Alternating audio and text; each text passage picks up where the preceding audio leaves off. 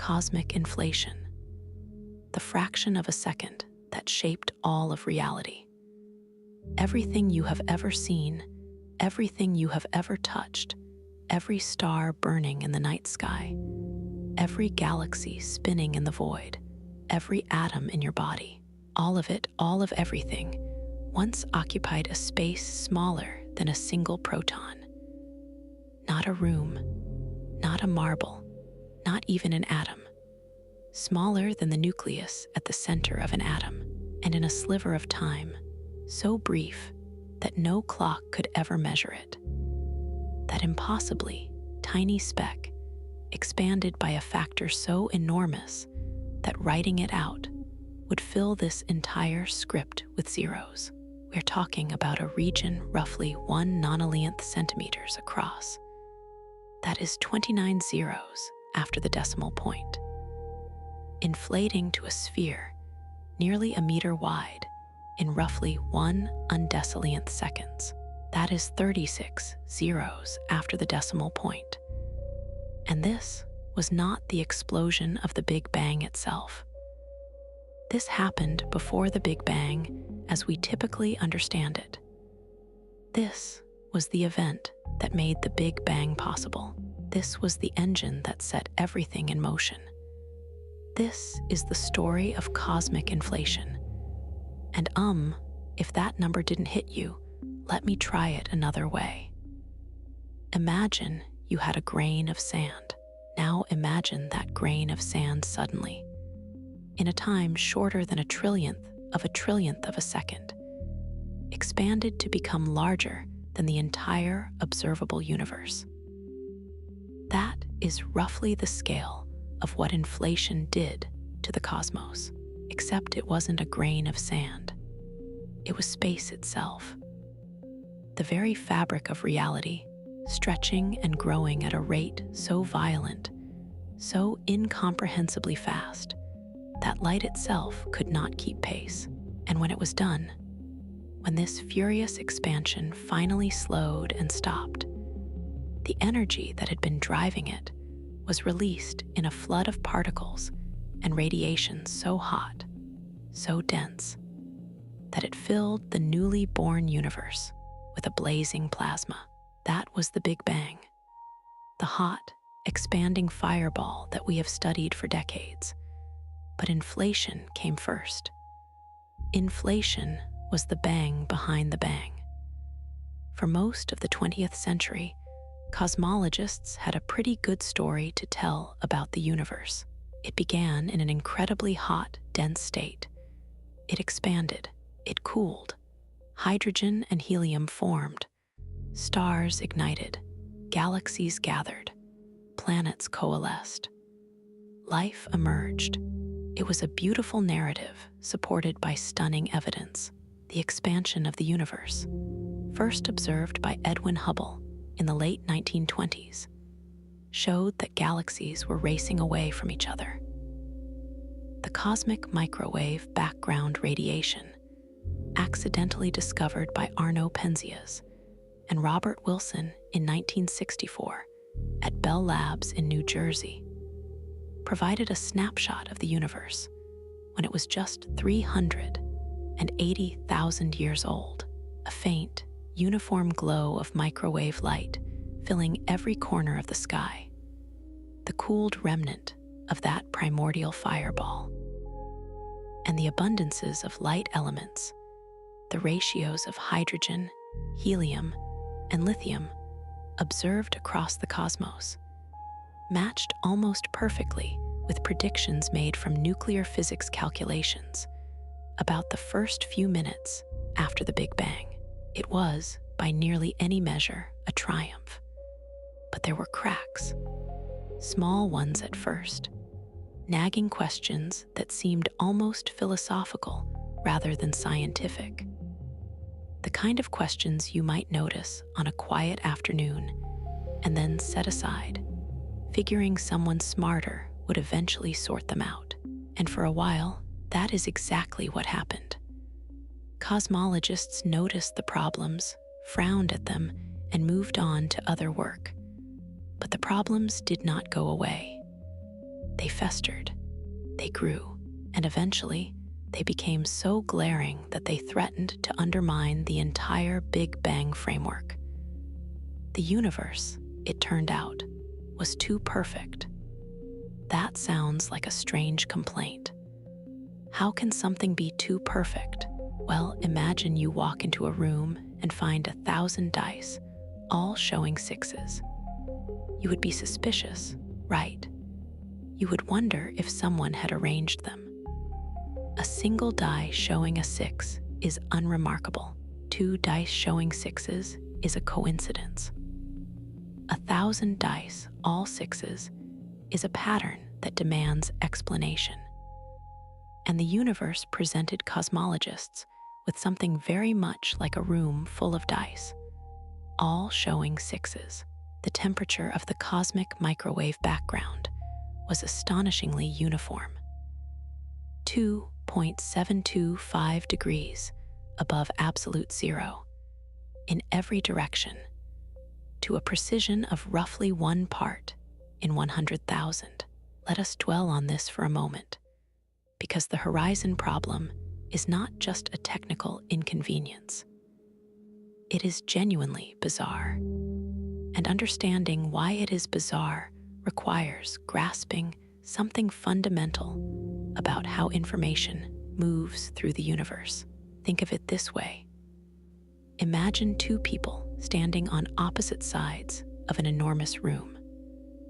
Now imagine that this room is so large, so impossibly vast, that light itself has not had enough time to travel from one side to the other.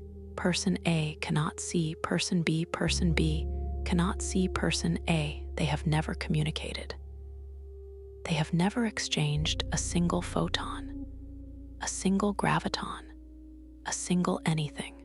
They exist in complete and total isolation from one another, separated by a distance that no signal, no force, no influence of any kind has ever been able to cross. Now imagine that you measure the temperature of each person, and you find that their temperatures are identical. Not approximately identical, not roughly the same, identical to a precision of 1 part in 100,000. You would be, a little suspicious. How could 2 completely isolated regions of anything, with absolutely no causal connection between them, end up at the same temperature? In everyday life, this never happens without a reason. 2 cups of coffee placed on opposite sides of a room do not spontaneously settle to the same temperature unless they are in thermal contact, unless heat can flow between them and equalize their energies. But in the standard Big Bang model, opposite sides of the cosmic microwave background sky were never in thermal contact. The universe simply was not old enough for light to cross the gap.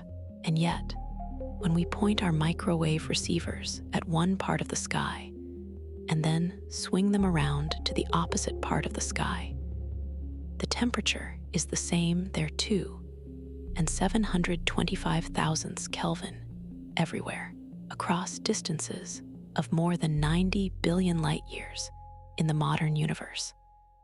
The temperature of the cosmic microwave background is uniform to a staggering precision in the standard Big Bang model. This requires the universe to have started in an extraordinarily specific initial state, with the temperature and density precisely the same everywhere, even in regions that had no way of knowing about each other. It is as if the universe was born with all the dice prearranged, already showing sixes, without any mechanism to arrange them. Cosmologists had a name for this kind of thing.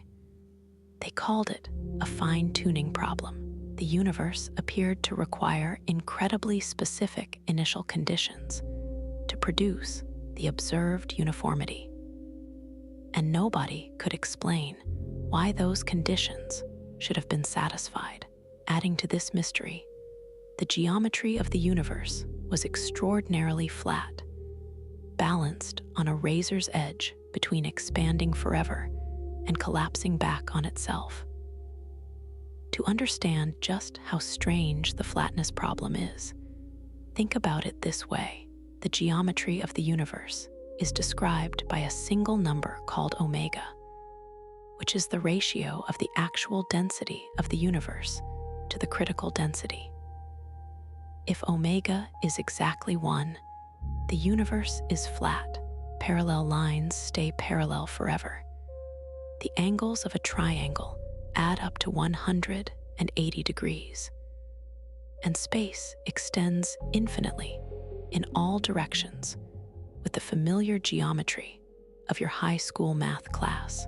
If omega is greater than 1, the universe is positively curved, like the surface of a sphere, and it will eventually collapse back on itself. If omega is less than 1, the universe is negatively curved, like a saddle, and it will expand forever. Now, here is the problem. In the standard Big Bang model, omega does not stay constant. It evolves, and it evolves away from 1. If omega starts out even slightly greater than 1, it gets bigger and bigger as the universe evolves. If it starts out even slightly less than 1, it gets smaller and smaller. The value omega equals 1 is an unstable equilibrium, like a pencil balanced perfectly on its tip. Any tiny deviation from 1 gets amplified over time. Today, we measure omega to be very close to 1. In fact, the Planck satellite has measured it to be 1 to within about 0.4%. For omega to be this close to 1 today, 13.8 billion years after the Big Bang, it had to be fantastically close to 1 at the very beginning. How close? At 1 second after the Big Bang, omega had to be equal to 1 to within 1 part in 10 to the 15th power. That is, to 15 decimal places. At the Planck time, roughly 10 to the negative 43 seconds after the beginning, omega had to equal 1 to within 1 part in 10 to the 62nd power. That is 62 decimal places of fine-tuning. Imagine a knob with 62 digits, each of which can be set to any value between 0 and 9. The universe requires every single one of those digits to be set to exactly the right value. If even one of them is off by a single unit, the universe either collapses in a fraction of a second or expands so rapidly that no structures can ever form. No galaxies, no stars, no planets, no life. The standard Big Bang model has no explanation for why the knob was set so precisely. It simply assumes it was, as an initial condition. But to most physicists, this feels deeply unsatisfying. Unexplained fine-tuning is the hallmark of an incomplete theory, a sign that something deeper is going on, something that sets the initial conditions automatically rather than by fiat, and certain exotic particles that should have been created in abundance during the universe's earliest moments were nowhere to be found. These three puzzles, the horizon problem, the flatness problem, and the monopole problem, would haunt cosmology for years, and their resolution would come from one of the most audacious ideas in the history of science. The notion that the universe, in its first fraction of a second, underwent a period of expansion so rapid, so extreme, that it rewrote the rules of what we thought was possible. But we are getting ahead of ourselves. Before we can understand the solution, we need to understand the problems. And to do that, we need to look very carefully at the sky. Picture yourself lying on your back on a warm summer night, staring upward. The Milky Way stretches overhead like a river of light. Stars twinkle. Satellites drift across your field of view. It is peaceful, serene, and it is easy to feel like you are looking at something static, something unchanging.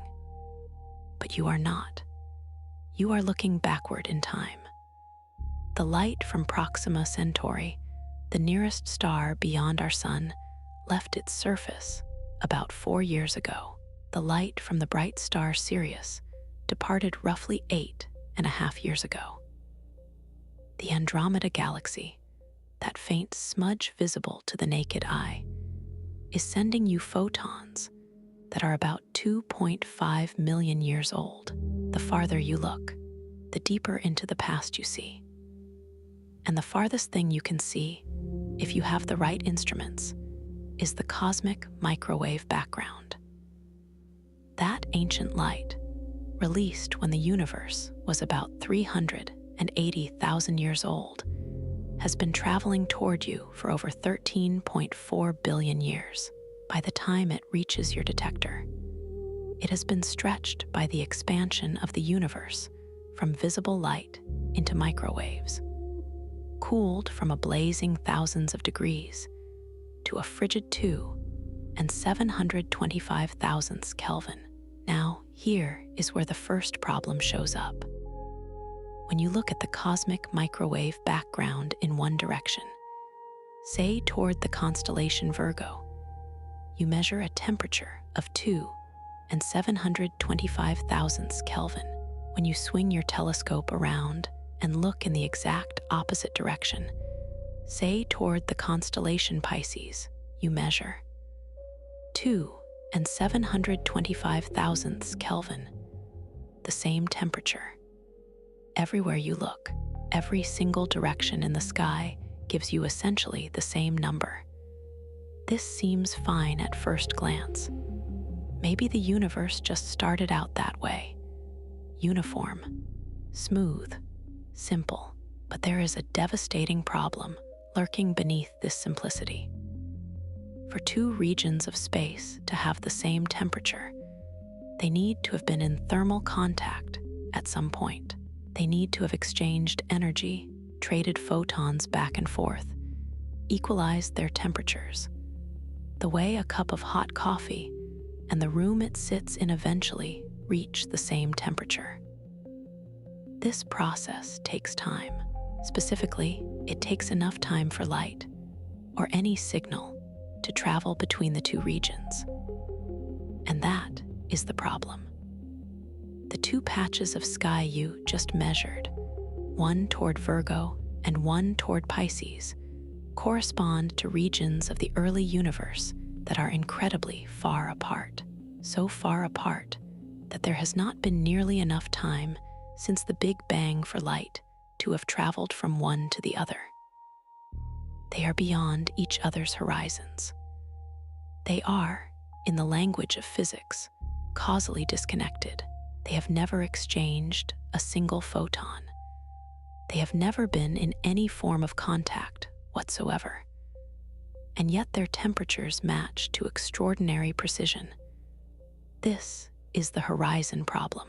It was first highlighted by physicist Wolfgang Reinler in 1956, and it remained one of the most unsettling puzzles in cosmology for decades. How do regions of space that have never communicated with each other know to be at the same temperature? It is as if you dialed two random phone numbers in two different countries and found the people on both ends speaking the same sentence, at the same moment, in the same tone of voice, without some shared history, without some common origin. It should be impossible. And the numbers make it even worse. When you look at the cosmic microwave background, any two patches separated by more than about 2 degrees on the sky should be causally disconnected. 2 degrees is about 4 times the width of the full moon. The entire sky is approximately 253 square degrees. That means the sky should be broken up into tens of thousands of causally disconnected patches, each with no reason to resemble any of the others, and yet they are all the same temperature. Something is deeply wrong, or rather, something is deeply missing from our understanding of the early universe. Now let's turn to the second puzzle.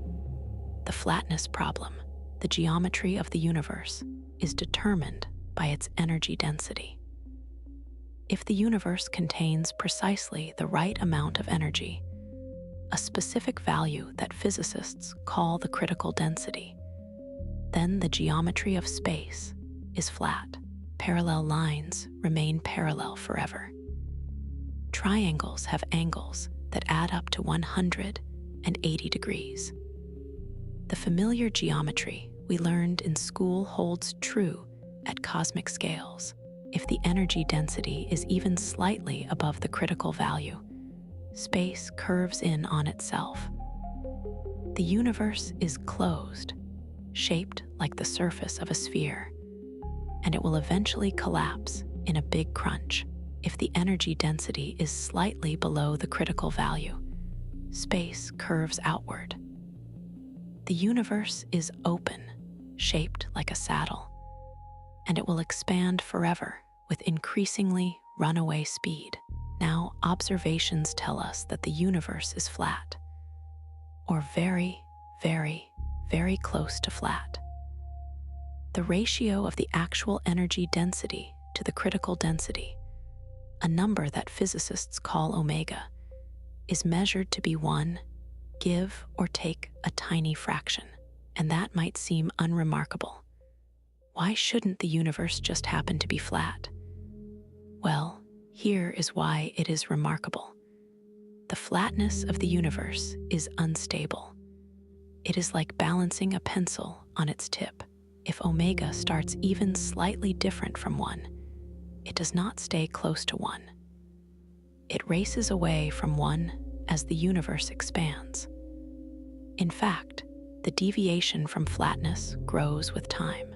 So if the universe is nearly flat today, after 13.8 billion years of expansion, then at earlier times, it must have been even closer to flat. Absurdly, preposterously, almost impossibly close to flat. Physicist Robert Dicke, who first articulated this problem clearly in 1969, calculated the numbers. At 1 second after the Big Bang, when nuclear reactions were forging the first elements, omega had to be equal to 1 to within 1 part in 10 to the 15th power. That is 1 part in a million billion. Go back even further to the earliest moments we can meaningfully discuss, and the fine-tuning becomes almost laughably extreme. At the Planck time, roughly 10 to the negative 43 seconds after the Big Bang, omega had to equal 1 to within 1 part in 10 to the 62nd power. That is 62 zeros. There is no mechanism in the standard Big Bang model to explain this kind of fine-tuning. The theory simply has to assume that the universe started in this incredibly special state. It is not wrong, exactly. The Big Bang model with this assumption produces predictions that match observations beautifully. But it is deeply unsatisfying.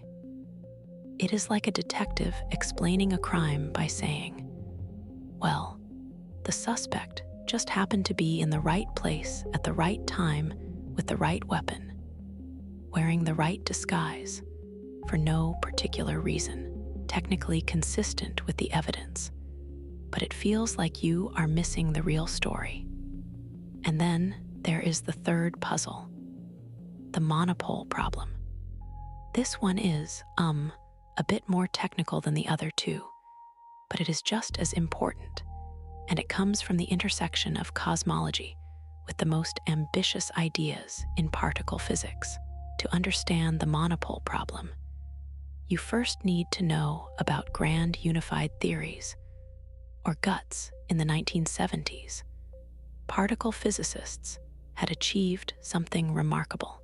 They had figured out that 3 of the 4 fundamental forces of nature, electromagnetism, the weak nuclear force, and the strong nuclear force, could each be described by a mathematical framework called a gauge theory.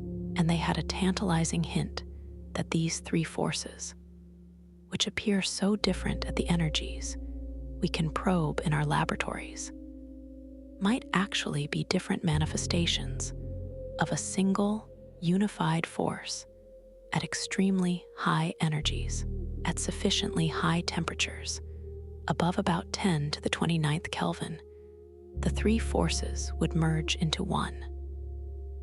The distinctions between them would disappear, like ice melting into water, and the universe would be described by a single, grand, unified gauge theory.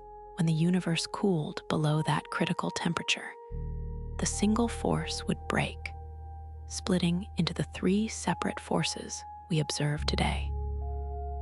Physicists call this symmetry breaking, and it is analogous to a phase transition, like water freezing into ice. The symmetry of the liquid, where every direction is equivalent, is broken when it crystallizes into a solid with a specific lattice structure. But phase transitions in grand unified theories have consequences. When the unified force breaks apart, the process can create defects in the fabric of spacetime. Cosmic strings, domain walls, and most troubling of all, magnetic monopoles. This one comes not from cosmology, but from particle physics, and it connects the very small to the very large in a way that would prove crucial. In the 1970s, physicists were riding a wave of extraordinary success. They had unified the electromagnetic force with the weak nuclear force into a single framework called the electroweak theory, earning Sheldon Glashow, Abdus Salam, and Steven Weinberg the Nobel Prize in 1979. And they were pushing further, attempting to unify the electroweak force with the strong nuclear force in what they called grand unified theories. Or, these theories were elegant and powerful. They made specific predictions about particle physics at incredibly high energies that existed only in the first fractions of a second after the Big Bang. But they also made an uncomfortable prediction about cosmology. As the universe cooled through the gut energy scale, roughly 10 to the 16th GeV, a phase transition should have occurred, similar to the way water freezes into ice. And just as ice crystals can form with different orientations, creating boundaries between regions of different alignment, this cosmological phase transition should have produced bizarre objects at the boundaries between different regions. Among these objects were magnetic monopoles, particles carrying isolated north or south magnetic poles. Now, every magnet you have ever held has 2 poles, a north and a south. Cut a magnet in half, and you get 2 smaller magnets, each with its own north and south pole. You can never isolate a single magnetic pole, but grand unified theories predicted that the early universe should have produced monopoles in staggering abundance. These would be extraordinarily massive particles, each one weighing roughly 10 to the 16th times more than a proton. Calculations by John Preskill and others in the late 1970s showed that the density of monopoles should have been comparable to the density of protons in the universe. The problem is obvious. We do not see them. Despite decades of searching, not a single magnetic monopole has been convincingly detected. The universe should be thick with them, and yet it appears to contain essentially none. Something must have happened. Something must have swept the cosmos clean of these relics, or prevented them from forming in the first place. The standard Big Bang model has no explanation for this. It simply predicts a universe overrun with monopoles, and then shrugs when reality disagrees. 3 problems. 3 cracks in the foundation of modern cosmology. 3 dice stubbornly refusing to land where they should. And in the winter of 1979, in a cramped office at the Stanford Linear Accelerator Center in California, a young physicist named Alan Guth was about to have an idea that would change everything. But before we meet Guth, we need to understand one more thing. We need to understand what kind of material could possibly cause the universe to expand exponentially. Because without that material, without that fuel, inflation is just a word. And the fuel turns out to be one of the strangest and most counterintuitive substances ever conceived by the human mind. It is called a false vacuum. Now, the word vacuum usually conjures images of emptiness. The cold, dark void between the stars, the nothingness inside an evacuated glass bulb. But in physics, the vacuum is not empty. It is the lowest energy state of a system, the ground state, the configuration in which there is nothing left to extract. You might think of it as a valley floor. A ball sitting at the bottom of a valley has nowhere lower to go. It is at rest, in equilibrium, at the minimum of its potential energy. But what if the valley has a false bottom? What if the ball is sitting in a shallow depression on a hillside, not at the true bottom of the valley, but at a local minimum, a ledge, a temporary resting place? The ball is in equilibrium, but only temporarily. If something nudges it, or if quantum mechanics allows it to tunnel through the barrier, it will roll down to the true minimum, releasing energy in the process. That is a false vacuum. It looks like a vacuum. It behaves like a vacuum. But it is not the true lowest energy state. It is a metastable state, a pretender, a vacuum that is temporarily convincing but ultimately unstable. In the context of the early universe, the false vacuum is associated with a scalar field, a field that fills all of space and has a value at every point. Scalar fields are familiar in physics. The Higgs field, which gives particles their mass, is a scalar field. The temperature at every point in a room can be described as a scalar field. What makes the inflated field special is the shape of its potential energy curve, the relationship between the field's value and its energy. Imagine a graph. On the horizontal axis, you have the value of the inflated field. On the vertical axis, you have the potential energy. If the potential has a flat plateau at high energies, then when the field is sitting on that plateau, the energy density is high and nearly constant. This is the false vacuum. And here is the crucial point. A false vacuum has a very strange property. Its pressure is negative. This probably sounds bizarre. How can pressure be negative? We are used to pressure being something that pushes outward. The air in a balloon, the gas in a piston, the atmosphere pressing down on the surface of the earth. But negative pressure is something that pulls inward, like a suction, like a spring under tension. In everyday life, negative pressure is unimportant for gravity. The gravitational effects of pressure are negligible for anything we encounter on Earth. But in Einstein's general theory of relativity, pressure matters. Pressure, like energy density, contributes to gravity. Positive pressure contributes to attractive gravity, which is what we normally experience. But negative pressure contributes to repulsive gravity. It makes gravity push things apart instead of pulling them together. And the false vacuum has enormous negative pressure.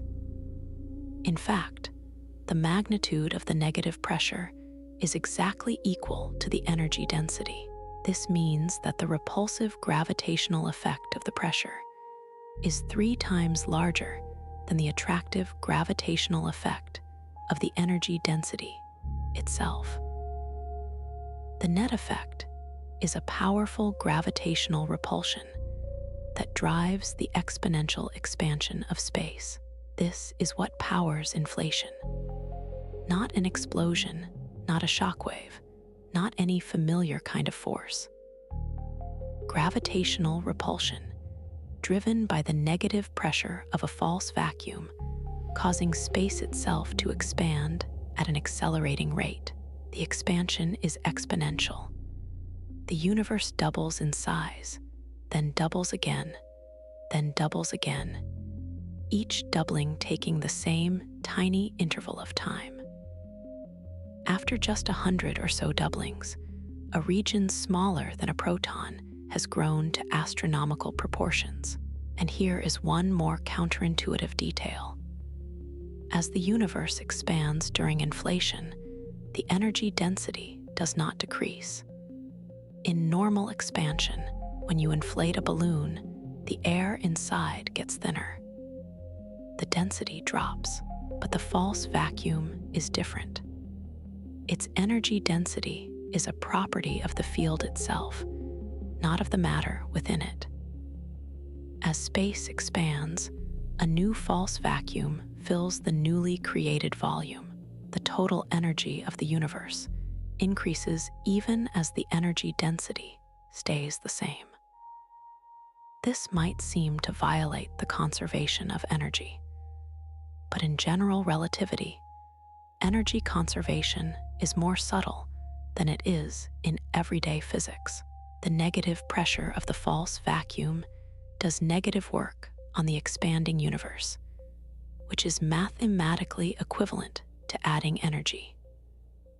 The bookkeeping works out, and the laws of physics are preserved, but the practical consequence is extraordinary. Inflation is the ultimate free lunch, as Goethe himself memorably put it. You start with an incredibly tiny amount of material, a speck of false vacuum, and inflation expands it into an entire universe, paying for all the matter and energy with the gravitational energy of the expansion itself, the total energy of the universe. Counting both the positive energy of matter and radiation and the negative energy of gravity might very well be exactly 0. Alan Harvey Goethe did not look like a man on the verge of revolutionizing cosmology.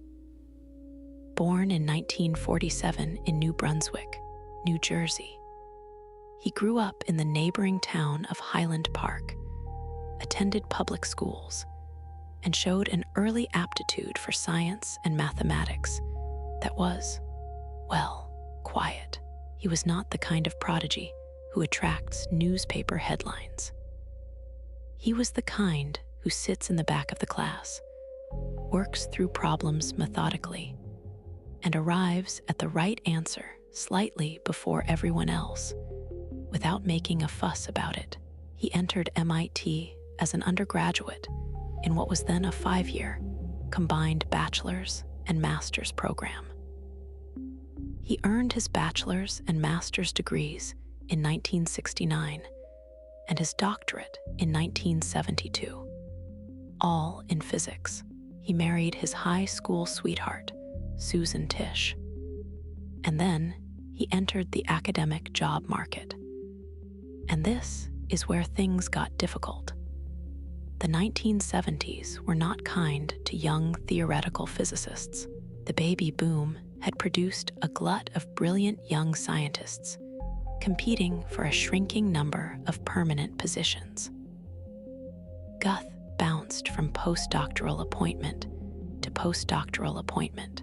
Princeton from 1971 to 1974, Columbia from 1974 to 1977, Cornell from 1977 to 1979. Each position was temporary. Each came with the unspoken understanding that he needed to find something permanent before the clock ran out.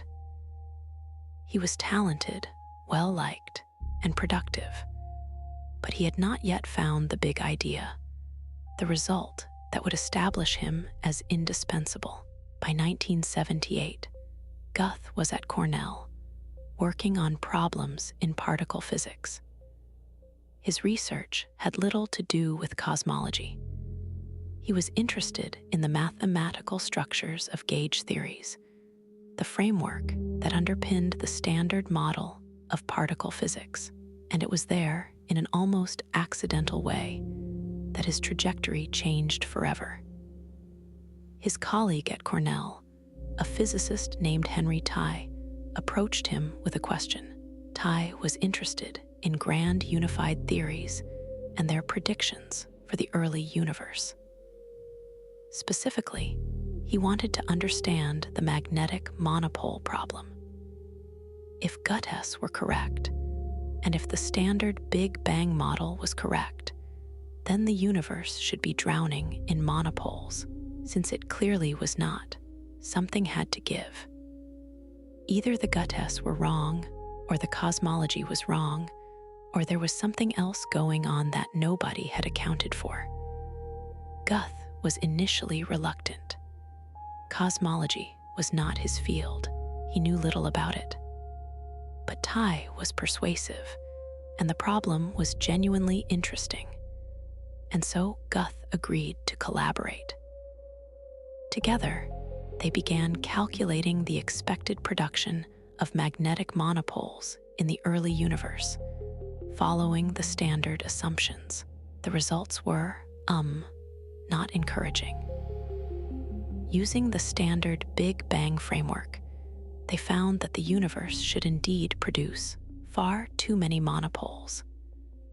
The density would be catastrophic, overwhelming the observed mass of the universe by many orders of magnitude. They tried various tricks to reduce the number. They considered different models, different phase transition dynamics, and different assumptions about the early universe. Nothing worked. The monopole problem was robust. Guth's journey to his spectacular realization was not a straight line. It was a winding path through the thickets of particle physics and cosmology, marked by false starts, dead ends, and moments of quiet frustration. After arriving at Cornell in 1977, Guth initially had no interest in cosmology. His work focused on the mathematical structures of gauge field theories, particularly the behavior of magnetic monopoles and instantons in these theories. It was Henry Tye who pulled him toward the cosmological implications of their work.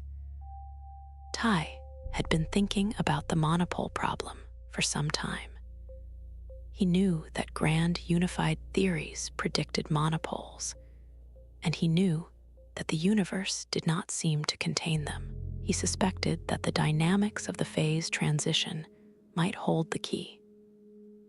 Perhaps the transition happened differently than the standard calculations assumed, and perhaps this difference could suppress monopole production.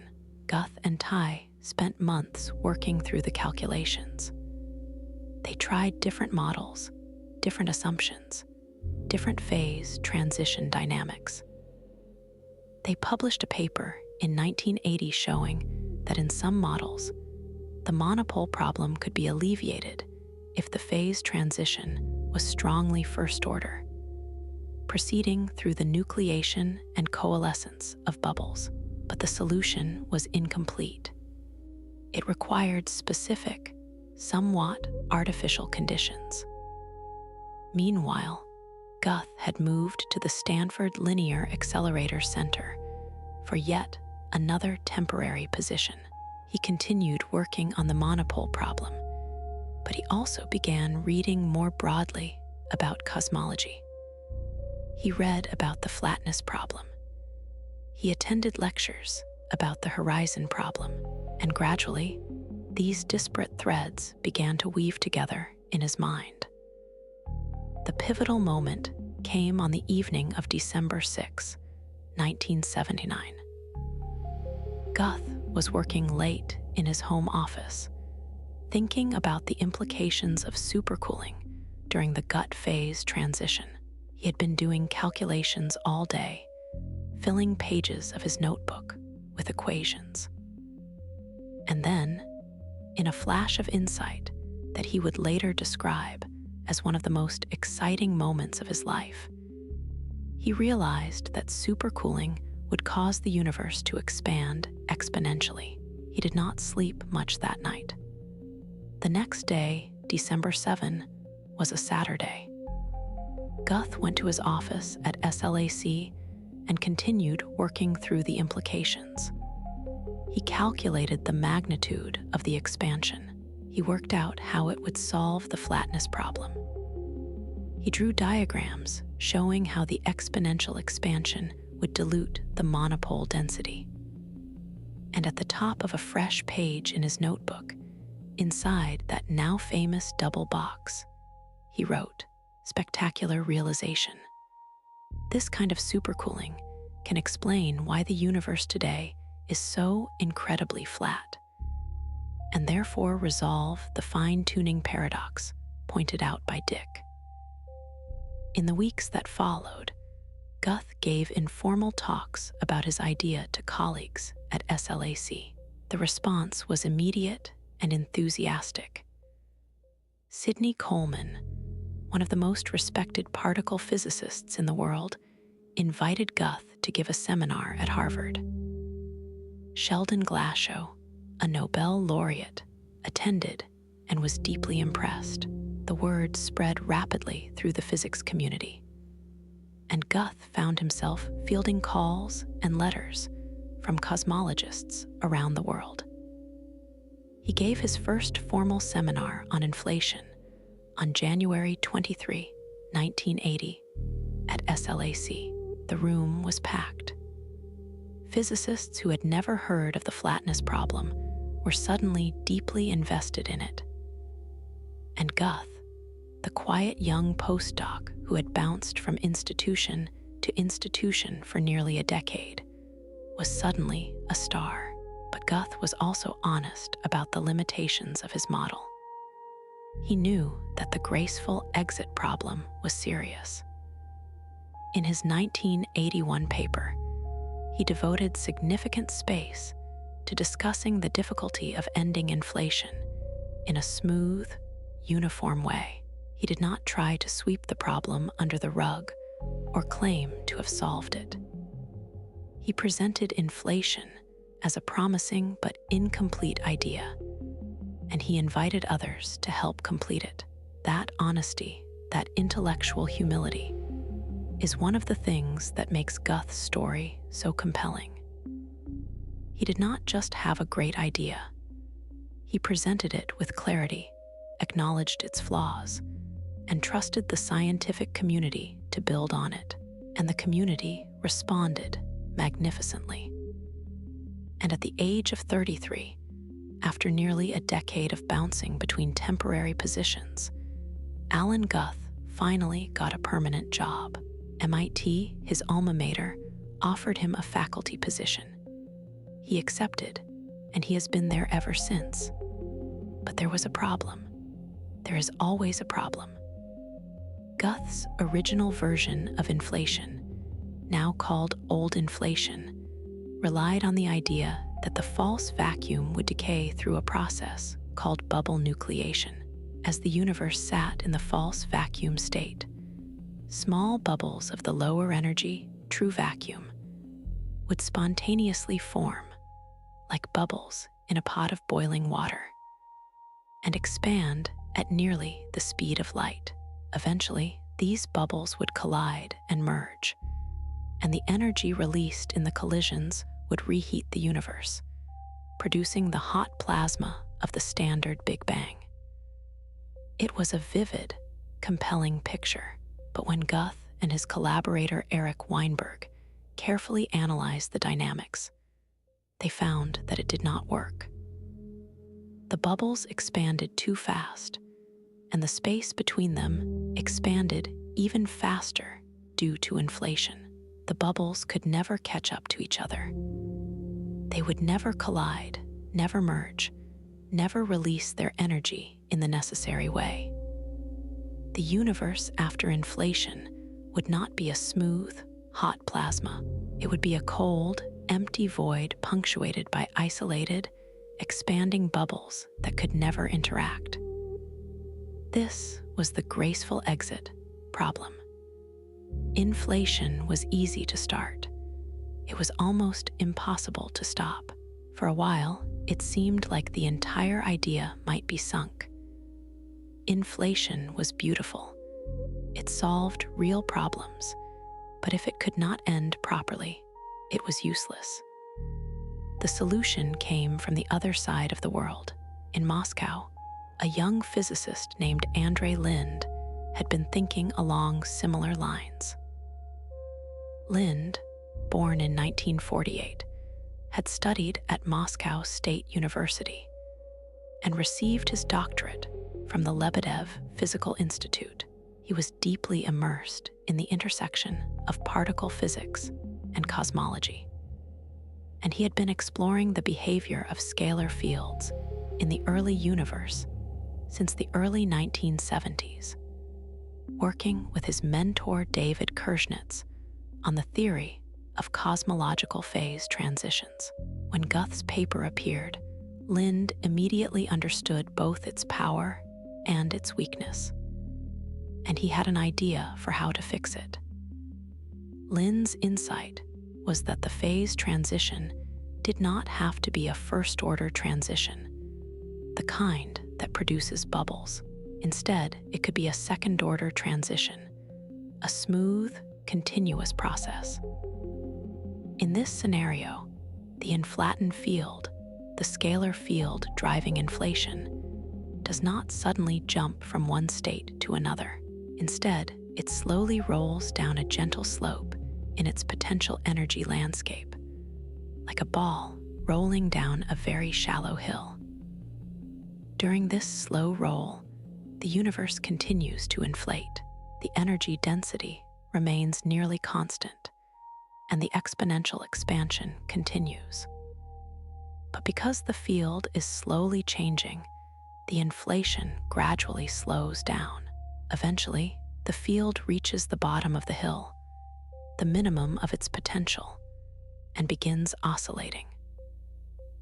These oscillations transfer the energy of the inflated field into ordinary particles and radiation, reheating the universe and producing the hot, dense state that we identify with the Big Bang. There is no bubble nucleation, no collision of bubble walls, no graceful exit problem. The transition is smooth, continuous, and natural. Lind published this idea in early 1982, calling it new inflation. A few months later, Andreas Albrecht and Paul Steinhardt at the University of Pennsylvania independently arrived at a very similar scenario and published their own version. Their paper was the first to emphasize the critical role of what they called Hubble friction, the damping effect of the rapid expansion itself, which slows the rolling of the field and ensures that inflation lasts long enough to solve the cosmological problems. New inflation was elegant. It preserved all the virtues of Guth's original idea while eliminating its most serious flaw. And it made specific, testable predictions about the nature of the tiny fluctuations that should be imprinted on the cosmic microwave background. fluctuations that would eventually grow into the galaxies and galaxy clusters we see today. But Lind was not done. In fact, he had barely begun. Working in the Soviet Union in the early 1980s was, to put it mildly, complicated. The scientific community was brilliant and vibrant, home to some of the finest minds in theoretical physics, but it was also constrained by ideology, bureaucracy, and isolation. Publishing in international journals required special permission. Travel to foreign conferences was difficult and sometimes impossible, and research priorities were often dictated not by scientific curiosity, but by state interests. Andrei Lind navigated this environment with a combination of intellectual brilliance, personal charm, and a mischievous sense of humor that endeared him to colleagues on both sides of the Iron Curtain. He was known for magic tricks at conferences, for his thick Russian accent and infectious enthusiasm, and for an almost reckless willingness to pursue ideas that others considered too speculative, too wild, too far from the safety of conventional physics. But it was not only Lind working on inflation from behind the Iron Curtain. In fact, the very first model of what we would now recognize as inflationary cosmology came from the Soviet Union, and it predated Guth's work by about a year. Alexei Starobinsky, born in 1948 and based at the Landau Institute for Theoretical Physics in Moscow, had been studying quantum effects in curved spacetime. His mentor was the legendary Yakov Zeldovich, one of the founders of Soviet nuclear physics, who had also made groundbreaking contributions to cosmology. Under Zeldovich's influence, Starobinsky was thinking about what happens when you apply quantum mechanics to the gravitational field itself. In 1979 and 1980, Starobinsky published a remarkable paper. He showed that quantum corrections to Einstein's general relativity, specifically terms involving the square of the Ricci curvature scalar, could naturally produce a period of exponential expansion in the early universe. The universe would start in a de Sitter phase, expanding exponentially, and then gradually transition to the standard decelerating expansion of the Big Bang. Starobinsky's model was elegant and mathematically rigorous. It made specific predictions about the spectrum of perturbations that would be produced during this inflationary phase. And it accomplished all of this using pure gravity, without invoking any new exotic scalar fields. But Starobinsky himself did not frame his work in terms of solving the horizon, flatness, and monopole problems. Those motivations would come later, primarily from Guth and Lind. In the Soviet physics community, the emphasis was different. Starobinsky was interested in the quantum physics of gravity, and inflation emerged as a natural consequence of his calculations, rather than as a solution to a pre-identified set of puzzles. As a result, Starobinsky's model was not immediately recognized in the West as a theory of inflation.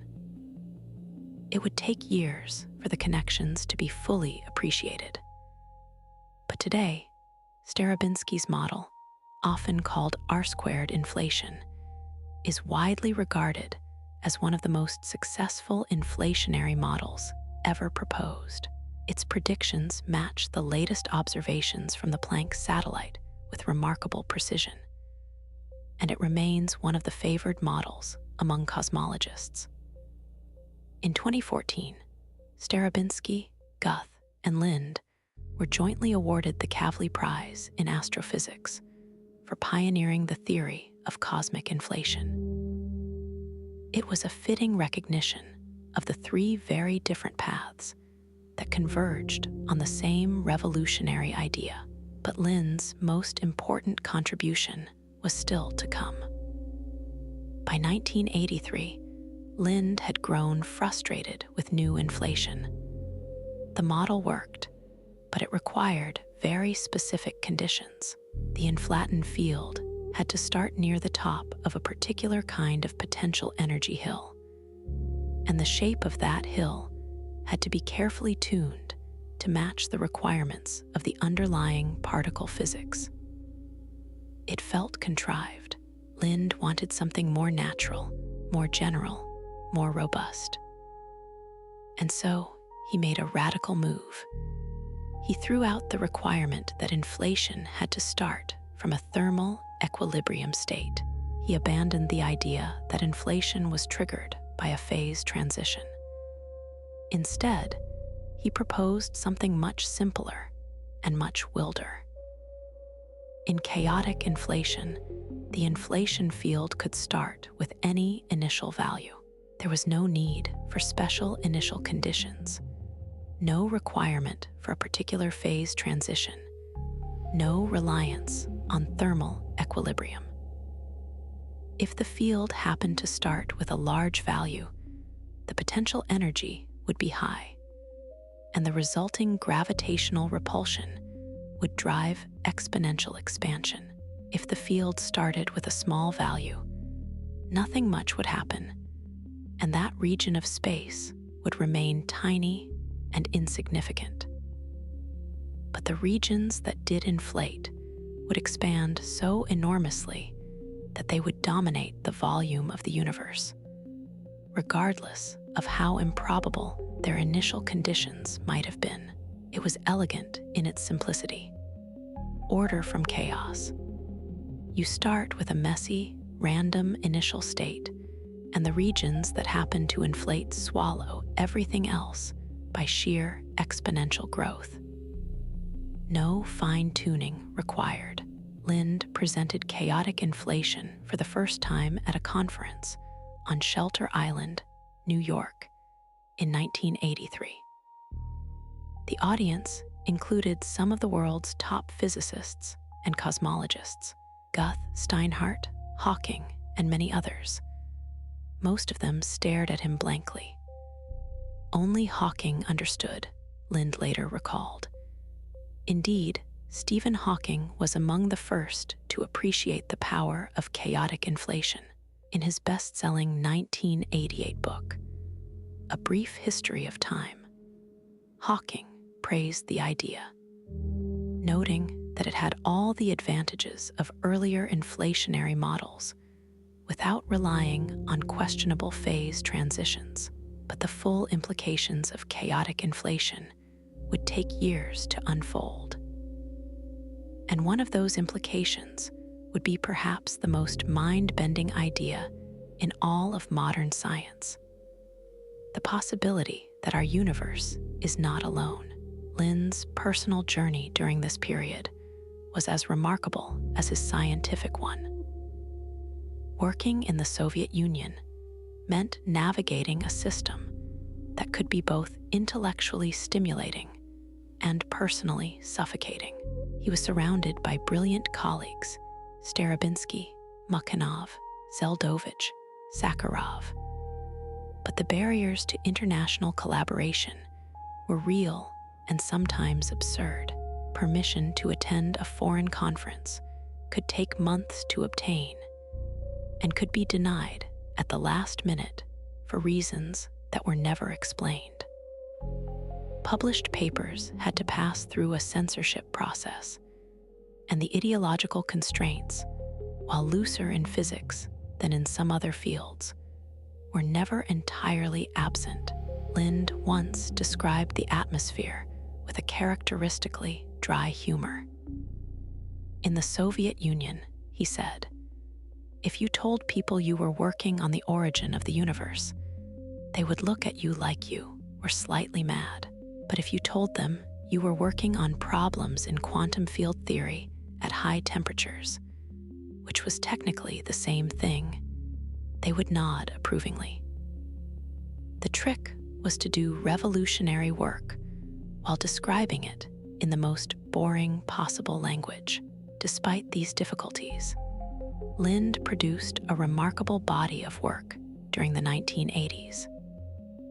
He developed new models, explored new mechanisms, and pushed the theoretical framework of inflation further than anyone else. By the end of the decade, he had established himself as one of the most creative and productive theorists in the world, a fact that was recognized on both sides of the Iron Curtain. In 1990, as the Soviet Union was in the process of collapsing, Lind and his wife, the physicist Renata Kalash, emigrated to the United States. They settled at Stanford University, where Lind was offered a professorship. The move was bittersweet. Lind was leaving behind colleagues and a scientific culture that had shaped him profoundly. But it also gave him the freedom to collaborate openly with physicists around the world, to travel without restriction, and to pursue his ideas without the shadow of ideological interference. At Stanford, Lind's work on inflation entered a new phase. He began exploring the connections between inflation and string theory, working with Kalash and others to develop models of inflation that were consistent with the requirements of a quantum theory of gravity. He also pushed further into the implications of eternal inflation, developing the mathematical tools needed to understand the multiverse and the probability landscape it creates. And he continued to refine chaotic inflation, showing that it was not just a theoretical curiosity, but a robust, general framework that could accommodate a wide range of physical models. There is a famous video recorded on March 17, 2014, the same day that the BICE-Pitwo team announced their detection of B-mode polarization. In it, Lind's colleague Kaolin Kuo arrives at Lind's door to tell him the news. Lind is stunned. His wife is in tears. The moment is raw, unscripted, and deeply human. It captures something essential about the emotional stakes of scientific discovery. These are not abstract games played by detached intellects. These are quests for truth pursued by people who have devoted their lives to understanding the universe, and for whom each new piece of evidence, each new observation, each new data point carries the weight of decades of work and hope and imagination. Of course, as we will see, the BICE-Pitwo result would not survive scrutiny. But the video remains a beautiful testament to the human side of physics. So how, exactly, does inflation solve the puzzles that plagued the standard Big Bang model? We have touched on this already, but let's go deeper. Because the details matter, and they are, honestly quite beautiful. Start with the horizon problem. The question, remember, is this: why does the cosmic microwave background have the same temperature in every direction, even in regions of the sky that should never have been in causal contact? The answer, in the inflationary picture, is disarmingly simple. Before inflation, the entire observable universe, everything we can see with our most powerful telescopes, was contained within a region so small that light could easily cross it in the time available. That tiny patch of space was in thermal equilibrium. Every part of it was the same temperature, for the entirely mundane reason that every part of it was in constant communication with every other part. Then inflation happened. That tiny, equilibrated patch was stretched by an enormous factor, becoming far larger than the observable universe.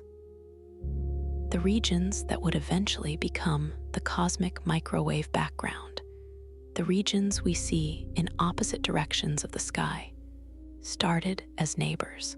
They were side by side, sharing photons, exchanging energy, reaching the same temperature, long before inflation flung them to opposite ends of the cosmos.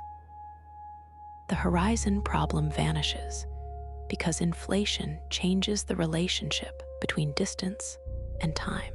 In the standard Big Bang model, the universe has always been expanding and cooling, and there has simply not been enough time for distant regions to communicate. But inflation inserts a period of incredibly rapid expansion very early on, which means that the regions we see today were once much closer together than the standard model would suggest. They had plenty of time to reach equilibrium before inflation stretched them apart. It is like a balloon with a message written on it in tiny letters. When the balloon is small, all the letters are close together. They all share the same ink, the same surface. Inflate the balloon enormously, and the letters are now spread across a vast area. They look like they could not possibly be related, but of course they are. They were written on the same small patch of rubber. Now the flatness problem. Why is the universe so exquisitely flat? Inflation solves this in an equally elegant way. Think about the surface of a sphere. If the sphere is small, the curvature is obvious. A basketball is clearly curved. But if you inflate the sphere to enormous size, the surface appears flat.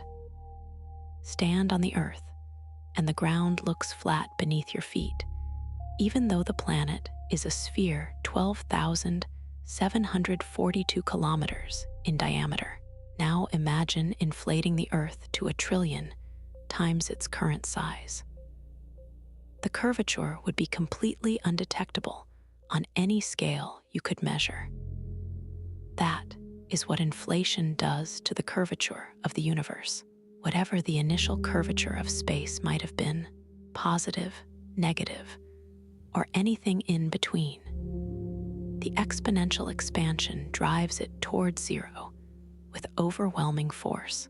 By the time inflation ends, the universe is so flat that the curvature parameter omega is equal to 1 to an absurd number of decimal places. No fine-tuning is required. Any initial curvature is simply inflated away. This prediction is one of the most important and testable consequences of inflation. If inflation is correct, the total energy density of the universe should be very precisely equal to the critical density, and observations from the Wilkinson microwave anisotropy probe and the Planck satellite have confirmed this to extraordinary precision.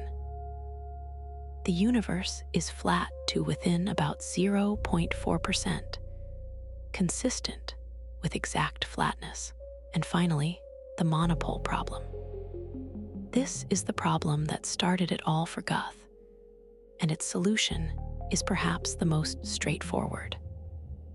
Grand unified theories predict that magnetic monopoles are produced during the Guth phase transition, which occurs at a temperature of roughly 10 to the 28th Kelvin, approximately 10 to the negative 36 seconds after the Big Bang. In the standard Big Bang model, this phase transition produces roughly 1 monopole per horizon volume at that time, resulting in a catastrophic abundance. But if inflation occurs after the Guth phase transition, the exponential expansion dilutes the monopoles to essentially nothing. Imagine you have a jar containing 1,000,000 marbles, and then the jar expands to the size of the solar system. Good luck finding even one marble. That is what inflation does to monopoles. the density is reduced by the cube of the expansion factor, which for a typical inflationary expansion is something like 10 to the 78th power.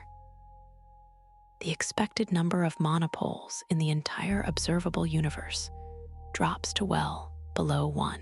Furthermore, if inflation is driven by a false vacuum energy scale that is below the gut energy scale, then the universe never reheats to a high enough temperature to produce new monopoles after inflation ends.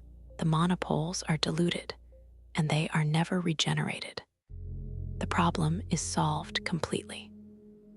3 problems, 3 solutions, all from the same simple idea: a brief period of exponential expansion in the earliest moments of the universe.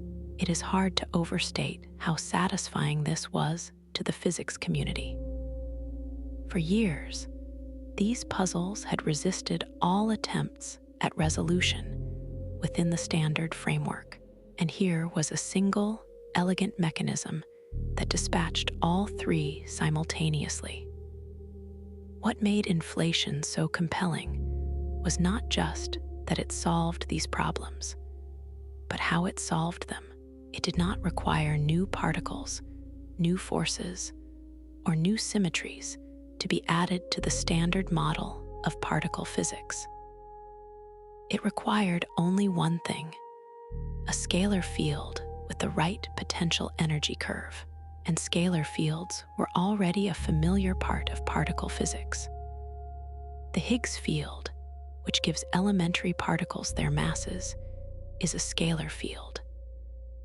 The inflaton was, in a sense, a cousin of the Higgs, a field that played a cosmological role rather than a particle physics role. But that obeyed the same basic mathematical framework. Moreover, the solutions were robust. They did not depend on the precise details of the inflaton potential. Whether the potential was a gentle hill, a steep cliff, or a shallow plateau, the basic mechanism of exponential expansion worked the same way. The horizon problem was solved as long as inflation lasted long enough, roughly 60 or more e-foldings of expansion. The flatness problem was solved as long as the expansion was sufficiently large.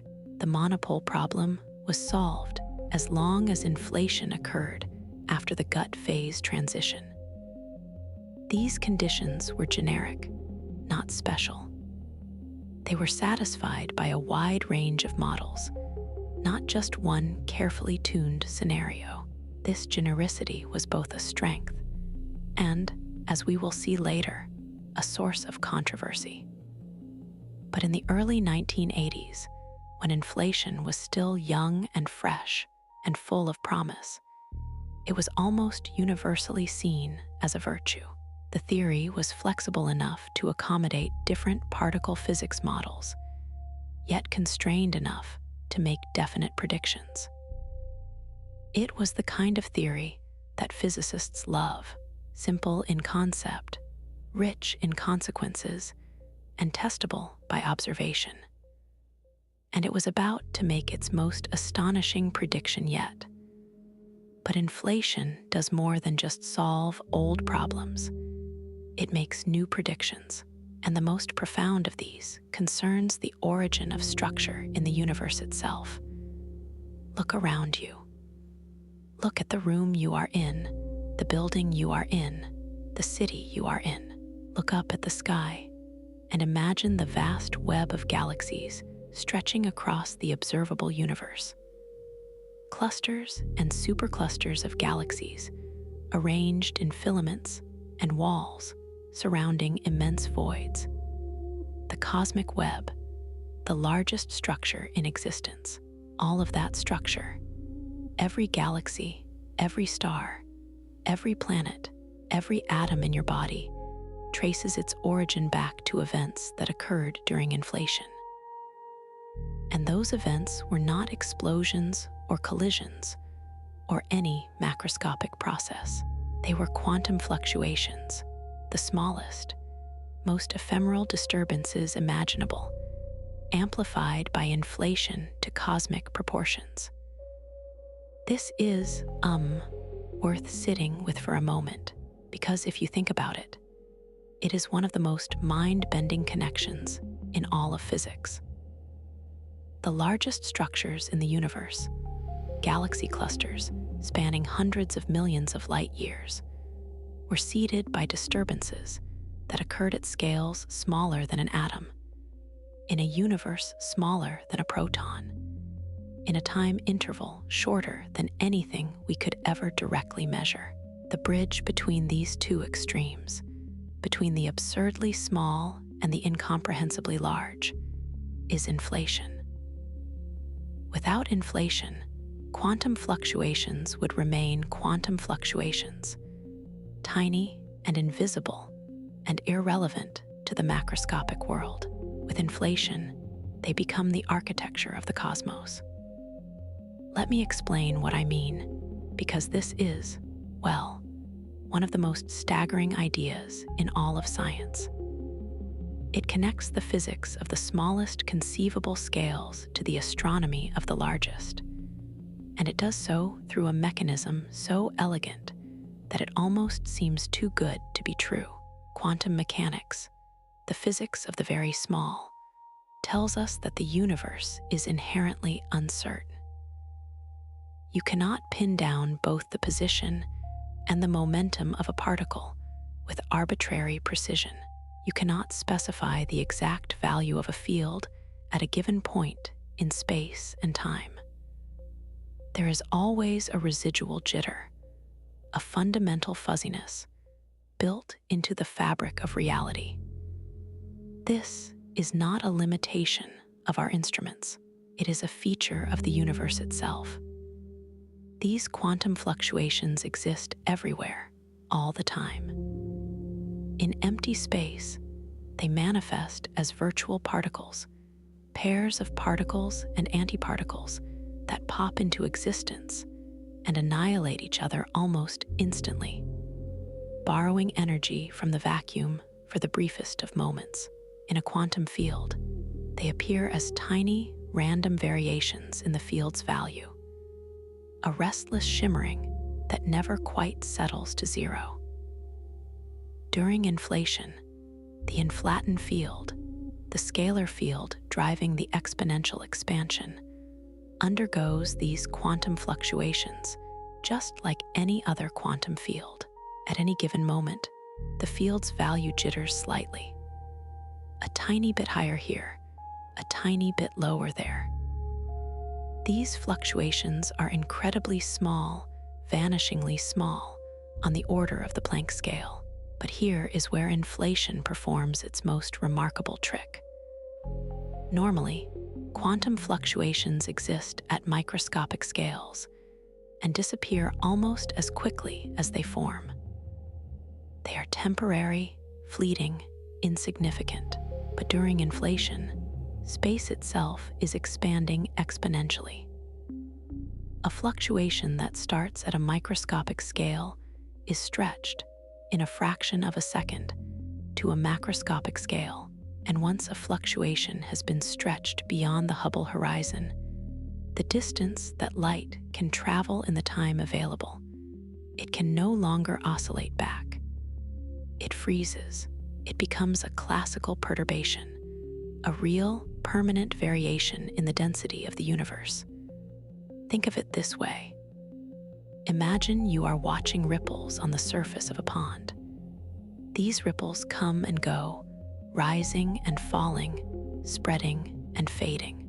But now imagine that the pond is expanding and expanding fast.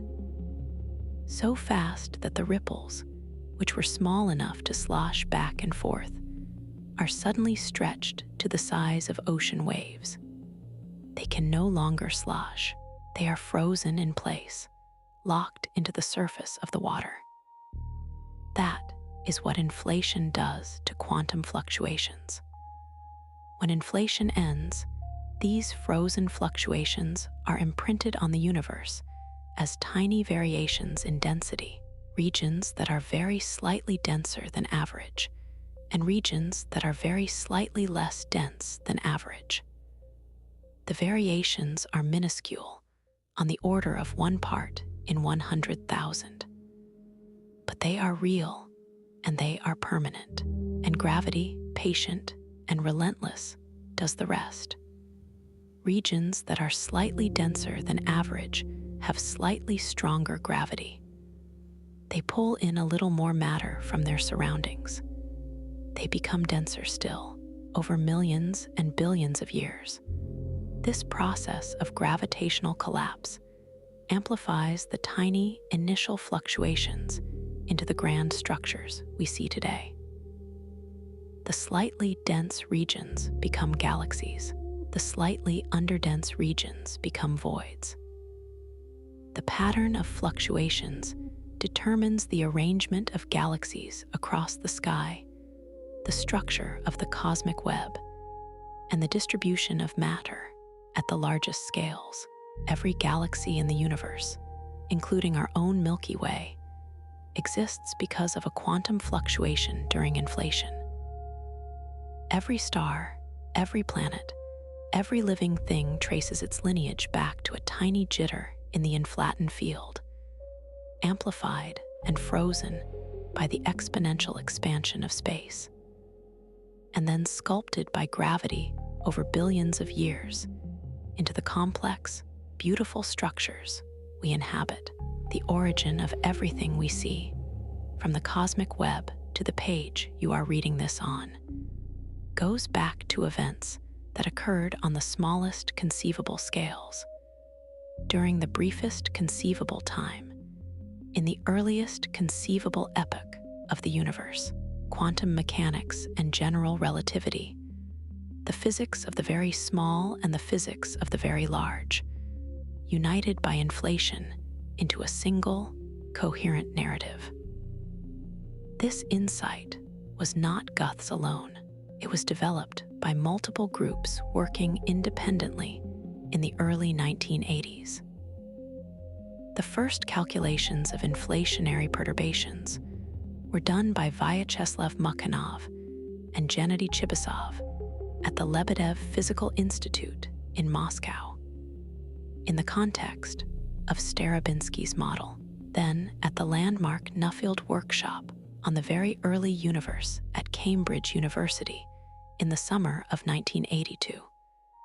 4 separate groups converged on the same result. Stephen Hawking, Alexei Starobinsky, Alan Guth and So-Young Pai, and James Bardeen, Paul Steinhardt, and Michael Turner. The agreement was remarkable. 4 independent calculations, using different methods and different assumptions, all arriving at the same answer. Inflation produces a nearly scale-invariant spectrum of density perturbations. This means that the amplitude of the fluctuations is approximately the same at all length scales. Tiny fluctuations and large fluctuations are equally represented.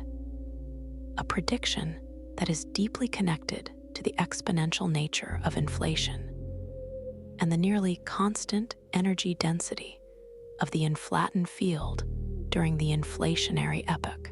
This prediction, the scale invariance of the primordial power spectrum, would become the signature prediction of inflationary cosmology. And testing it would require looking at the oldest light in the universe. The summer of 1982 was pivotal for inflationary cosmology. The Nuffield workshop on the very early universe, held at Cambridge University over 3 weeks, brought together virtually every major figure working on inflation. Guth was there, Lind was there. Hawking, as the host, presided over the proceedings. Starobinsky came from Moscow. Steinhardt and Turner traveled from the United States. The workshop had a specific goal: to calculate the spectrum of density perturbations produced by inflation. This was the key prediction, the one that could be tested against observations of the cosmic microwave background. If inflation produced the right kind of fluctuations, it would be vindicated. If it produced the wrong kind, it would be in serious trouble. The atmosphere was electric. Over the course of 3 weeks, the participants worked through the calculations in real time, arguing over methods, debating assumptions, and checking each other's work. 4 separate groups, working independently, converged on the same answer.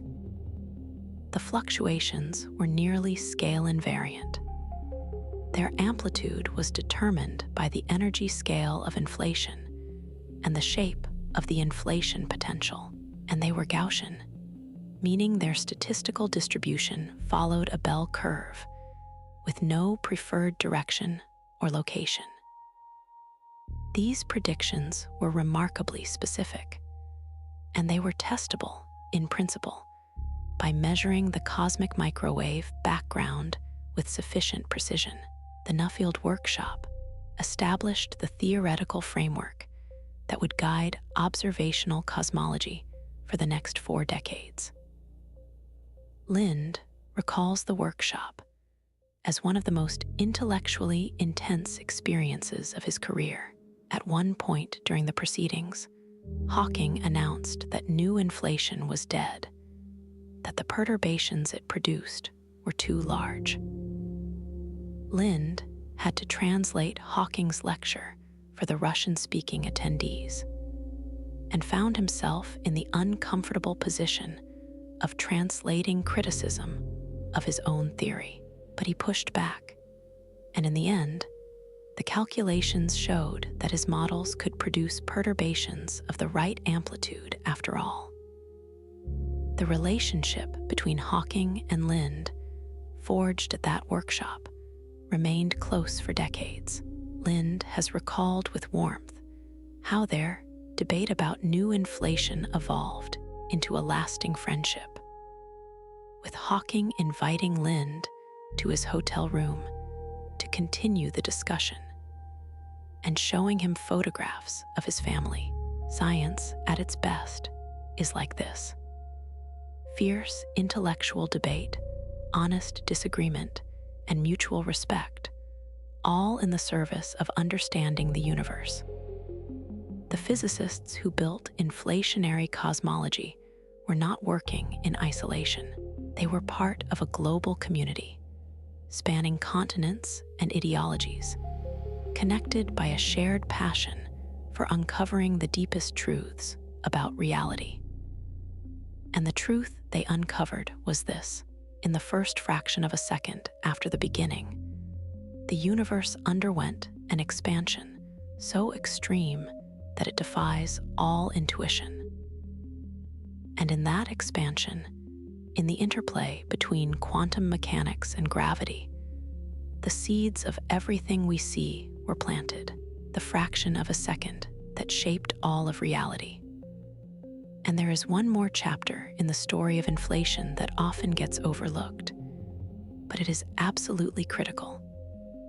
It is the chapter that explains how the cold, empty, inflated universe became the hot, particle-filled Big Bang that we know and love. This process is called reheating. During inflation, the universe expands exponentially. Any matter or radiation that existed before inflation is diluted to essentially nothing. The energy density of the inflated field remains roughly constant. But all the particles, all the photons, and all the heat that might have existed before inflation is stretched out over such an enormous volume that it becomes negligible. By the end of inflation, the universe is cold, dark, and empty. It contains nothing but the inflated field and its energy. This is, a problem. Because the universe we observe today is very much not cold, dark, and empty. It is blazing with radiation, teeming with particles, filled with hot plasma in its earliest moments. Something had to convert the energy stored in the inflated field into the matter and radiation of the Big Bang. That something is reheating. When the inflated field reaches the bottom of its potential energy curve and inflation ends, the field does not simply stop. It oscillates. It sloshes back and forth around the minimum of its potential, like a ball rolling back and forth in a valley. And as it oscillates, it decays. The energy stored in the field is transferred to other fields, other particles, through a process that is essentially the inflaton disintegrating into the building blocks of the universe. The details of reheating depend on exactly how the inflaton couples to other particles, which is something we do not know. Different models of inflation predict different reheating histories. In some models, the process is gradual, with the inflaton slowly decaying over many oscillations. In others, the process is violent and rapid, with a phenomenon called parametric resonance, causing explosive particle production in the first few oscillations of the field. This rapid, violent version of reheating is sometimes called preheating, and it was studied in detail by Lev Kaufman, Andrei Lind, and Alexei Starobinsky in the mid-1990s. Whatever the details, the end result is the same. The energy of the inflaton is converted into a hot, dense soup of particles and radiation, filling the universe with exactly the conditions required for the standard Big Bang to proceed. The temperature after reheating can be extraordinarily high, potentially reaching 10 to the 15th GeV or more, high enough to produce even the heaviest particles predicted by grand unified theories. And so the hot Big Bang, the fireball that Penzias and Wilson detected the echo of, was not the beginning of the universe. It was the aftermath of inflation. The Big Bang was the moment when inflation ended and reheating began, when the cold, inflated vacuum transformed into a blazing plasma of particles and radiation. In a very real sense, inflation did not replace the Big Bang. It explained it. The story of how that background radiation was discovered is one of the most delightful accidents in the history of science, and it is worth telling properly. In 1964, two radio astronomers at Bell Laboratories in Holmdel, New Jersey, were trying to calibrate a large, horn-shaped antenna. Arno Penzias and Robert Wilson were not cosmologists. They were not looking for the echo of the Big Bang. They were engineers and astronomers trying to use the antenna, which had originally been built for satellite communications, for radio astronomy observations. But they had a problem. No matter where they pointed the antenna, no matter what time of day or night they observed, they detected a persistent, low-level hiss of microwave radiation. It was everywhere. It came from every direction, and they could not get rid of it. They checked the electronics. They rebuilt connectors. They cooled the receiver to eliminate thermal noise. They even found a pair of pigeons nesting inside the horn of the antenna and cleaned out what Penzias diplomatically referred to as a white dielectric material deposited by the birds. The noise persisted. For months, Penzias and Wilson were stumped. They knew the noise was real, not an artifact of their equipment. But they had no idea what could produce such a uniform signal from every direction in the sky.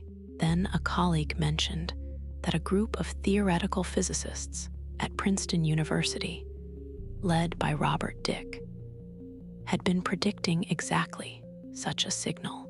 Dicke's team had calculated that if the universe began in a hot, dense state, then the cooled remnant of that early fireball should still be detectable as a faint glow of microwave radiation filling the entire sky at a temperature of a few degrees above absolute zero. Penzias called Dick. There followed one of the most famous phone conversations in the history of physics. Dick listened, asked a few questions, and then turned to his colleagues and said quietly, "Boys, we've been scooped." 2 papers were published side by side in the Astrophysical Journal in 1965, one by Penzias and Wilson, reporting the measurement, one by Dick, Peebles, Roll, and Wilkinson, explaining the cosmological interpretation. Together, they announced to the world that the echo of creation had been found. The cosmic microwave background was real. It was exactly where theory predicted it should be, and it confirmed that the universe had once been unimaginably hot and dense. Penzias and Wilson received the Nobel Prize in Physics in 1978 for their discovery. Dick, whose theoretical work had motivated the search, was not included. The Nobel Committee's decisions, as always, were final and not always fair. But the discovery of the CMB, momentous as it was, left unanswered the deeper question. Why was it so smooth? Why was the temperature so perfectly uniform across the sky? This was the question that would haunt cosmology for the next 15 years.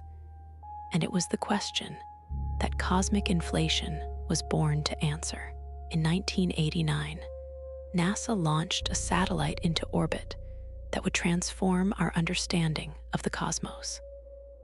Its name was COBE, the Cosmic Background Explorer, and its mission was to study the cosmic microwave background with unprecedented precision.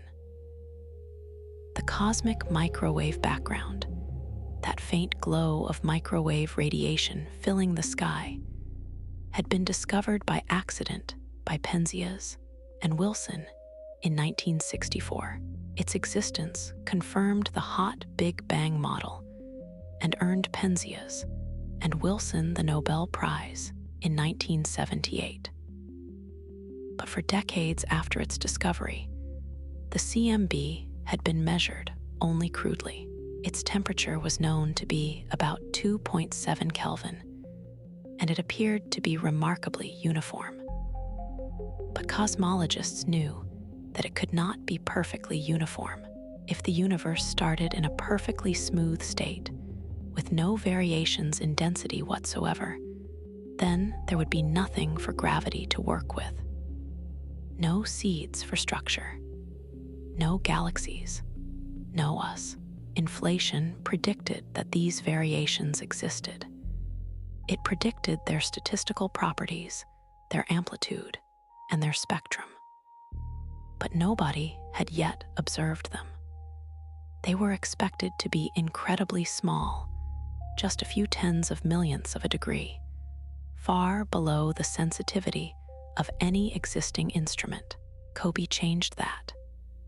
The satellite carried 3 instruments, but the one that made history was the differential microwave radiometer, or DMR, led by George Smoot of the University of California, Berkeley. The DMR was designed to detect tiny temperature differences between different parts of the sky, differences as small as a few millionths of a degree. On April 23, 1992, at a meeting of the American Physical Society in Washington, D.C., George Smoot presented the first results from the DMR. The audience was electrified. After years of painstaking data collection and analysis, COBE had detected the anisotropies, tiny ripples in the temperature of the cosmic microwave background, with an amplitude of roughly 1 part in 100,000. The pattern matched the predictions of inflationary cosmology almost perfectly. Smoot, caught up in the excitement, described the results in language that was unusually poetic for a physicist. He compared the map of the CMB fluctuations to looking at the face of God. Stephen Hawking called it the most important scientific discovery of the century, if not of all time, and the physics community, which had been cautiously hopeful about inflation for a decade, suddenly felt a surge of confidence. The theory was not just a beautiful mathematical construct. It was connected to reality. COBE's principal investigators, George Smoot and John Mather, were awarded the Nobel Prize in Physics in 2006 for their groundbreaking work on this mission. It was a richly deserved honor, but COBE was just the beginning. Its resolution was limited, and while it confirmed the existence and approximate amplitude of the CMB fluctuations, it could not measure their detailed structure. For that, a more precise instrument was needed. In 2001, NASA launched the Wilkinson Microwave Anisotropy Probe, named in honor of cosmologist David Todd Wilkinson, who had been a member of the mission's science team before his death in 2002. WMAP, as it was known, operated from a position about 1.5 million kilometers from Earth, at the second Lagrange point of the Sun-Earth system, where it was shielded from the thermal contamination of Earth, the Moon, and the Sun. Over 9 years of operation, WMAP produced the most detailed map of the cosmic microwave background that had ever been made. Its results were transformative. WMAP measured the age of the universe to be 13.77 billion years, with a precision of about 0.5%. It determined that ordinary matter, the stuff that makes up stars and planets and people, comprises only about 4.6% of the total energy density of the universe. Dark matter accounts for about 24%, and the remaining 71% is dark energy, the mysterious force driving the accelerated expansion of the universe.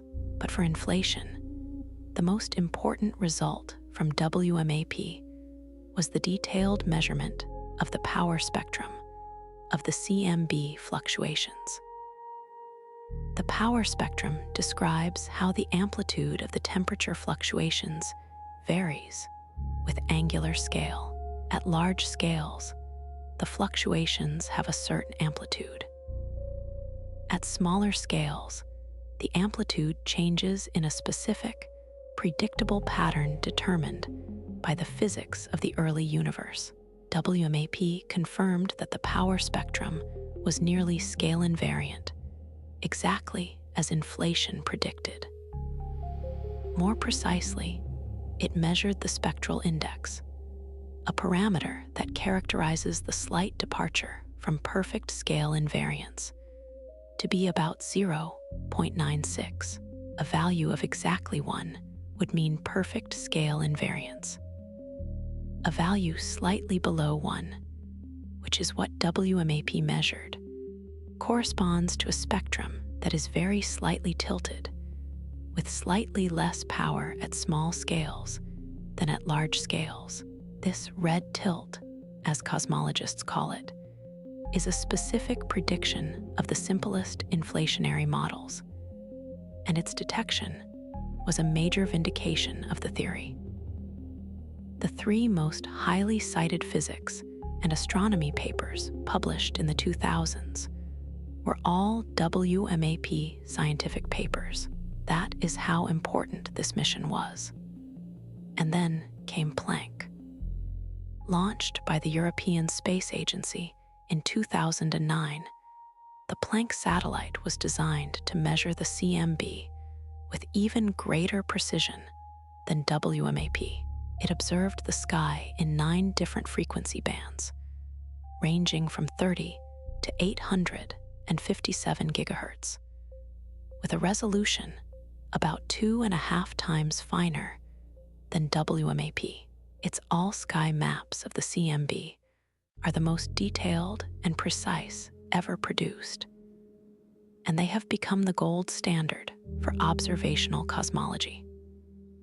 Planck's results, released in a series of papers beginning in 2013, confirmed and refined WMAPS measurements. The spectral index was nailed down more precisely, about 0.965, firmly below 1, consistent with inflation. The universe was confirmed to be flat to within 0.4% of the critical density. The age was refined to 13.8 billion years. And the detailed pattern of acoustic peaks in the power spectrum, the characteristic undulations caused by sound waves sloshing through the primordial plasma before the CMB was released, matched the predictions of the inflationary model with stunning precision. By the time Planck had delivered its final results, the evidence for cosmic inflation was compelling. Not conclusive, not beyond all doubt, but compelling. The theory had made specific, quantitative predictions, and those predictions had been confirmed by multiple independent experiments to extraordinary accuracy. The universe looked exactly the way inflation said it should look. But there was one prediction that remained stubbornly unconfirmed. One piece of evidence that would, if detected, provide what many physicists considered the smoking gun for inflation. And the hunt for that evidence led to one of the most dramatic and ultimately heartbreaking episodes in the history of modern science. Gravitational waves. Einstein's general theory of relativity predicts that accelerating masses produce ripples in the fabric of spacetime, just as a stone thrown into a pond produces ripples on the surface of the water. These gravitational waves travel outward at the speed of light, stretching and compressing space as they pass. In 2015, the LIGO Observatory detected gravitational waves for the first time, produced by the collision of 2 black holes more than 1 billion light-years away. It was a landmark discovery, confirming a century-old prediction and opening an entirely new window on the universe. But the gravitational waves that inflation produces are different. They are primordial, created during the inflationary epoch itself, when the exponential expansion of space generated ripples in spacetime on an enormous scale. These primordial gravitational waves would leave a distinctive imprint on the cosmic microwave background. A particular pattern of polarization called B-mode polarization, a swirling, curl-like pattern that cannot be produced by density fluctuations alone. Detecting B-mode polarization from inflation would be, well, a very big deal. It would provide direct evidence, not just that inflation occurred, but that it occurred at a specific energy scale, giving us a window into physics at energies far beyond the reach of any particle accelerator. It would confirm that quantum gravity effects played a role in the early universe, linking general relativity and quantum mechanics in an observable way. And it would distinguish inflation from alternative theories that do not produce significant gravitational waves. The search for this signal led to Bice-Petwo, the background imaging of cosmic extragalactic polarization experiment, a small but extraordinarily sensitive telescope located at the Amundsen Scott South Pole Station in Antarctica. The South Pole is one of the driest places on Earth, with an atmosphere so thin and dry that it is nearly transparent to microwaves. This makes it an ideal location for observing the CMB. Base-Pitot operated from 2010 to 2012, staring at a small patch of sky with exquisite precision. And on March 17, 2014, the Base-Pitot team held a press conference at the Harvard-Smithsonian Center for Astrophysics and announced that they had detected B-mode polarization in the cosmic microwave background. The response was euphoric. Physicists wept. Champagne was uncorked.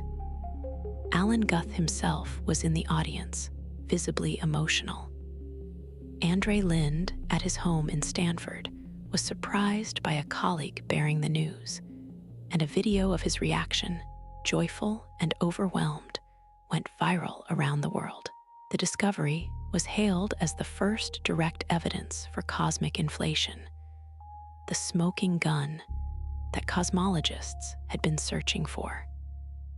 Nobel Prizes were confidently predicted. The Base-Pitot team reported a signal at a level of R equals 0.2, where R is the tensor to scalar ratio, a measure of the strength of primordial gravitational waves relative to density perturbations. This was surprisingly strong, much stronger than many cosmologists had expected, and it pointed to inflation occurring at a very high energy scale, near the gut scale. But almost immediately, doubts began to surface. The problem was dust. Not the dust in your house, but cosmic dust, tiny grains of material in our own Milky Way galaxy that emit microwave radiation. This dust can also polarize light, and it can produce B-mode patterns that mimic the signal from primordial gravitational waves. The Base-Pitot team had attempted to account for dust in their analysis, but they had done so using models that were based on incomplete data. And their telescope operated at only a single frequency, 150 gigahertz, which made it difficult to distinguish between a cosmological signal and a foreground contamination.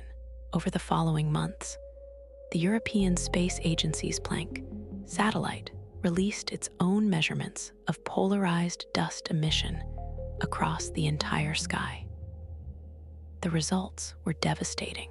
Planck showed that the dust in the region of sky observed by Base-Pitot was significantly brighter than the Base-Pitot team had assumed.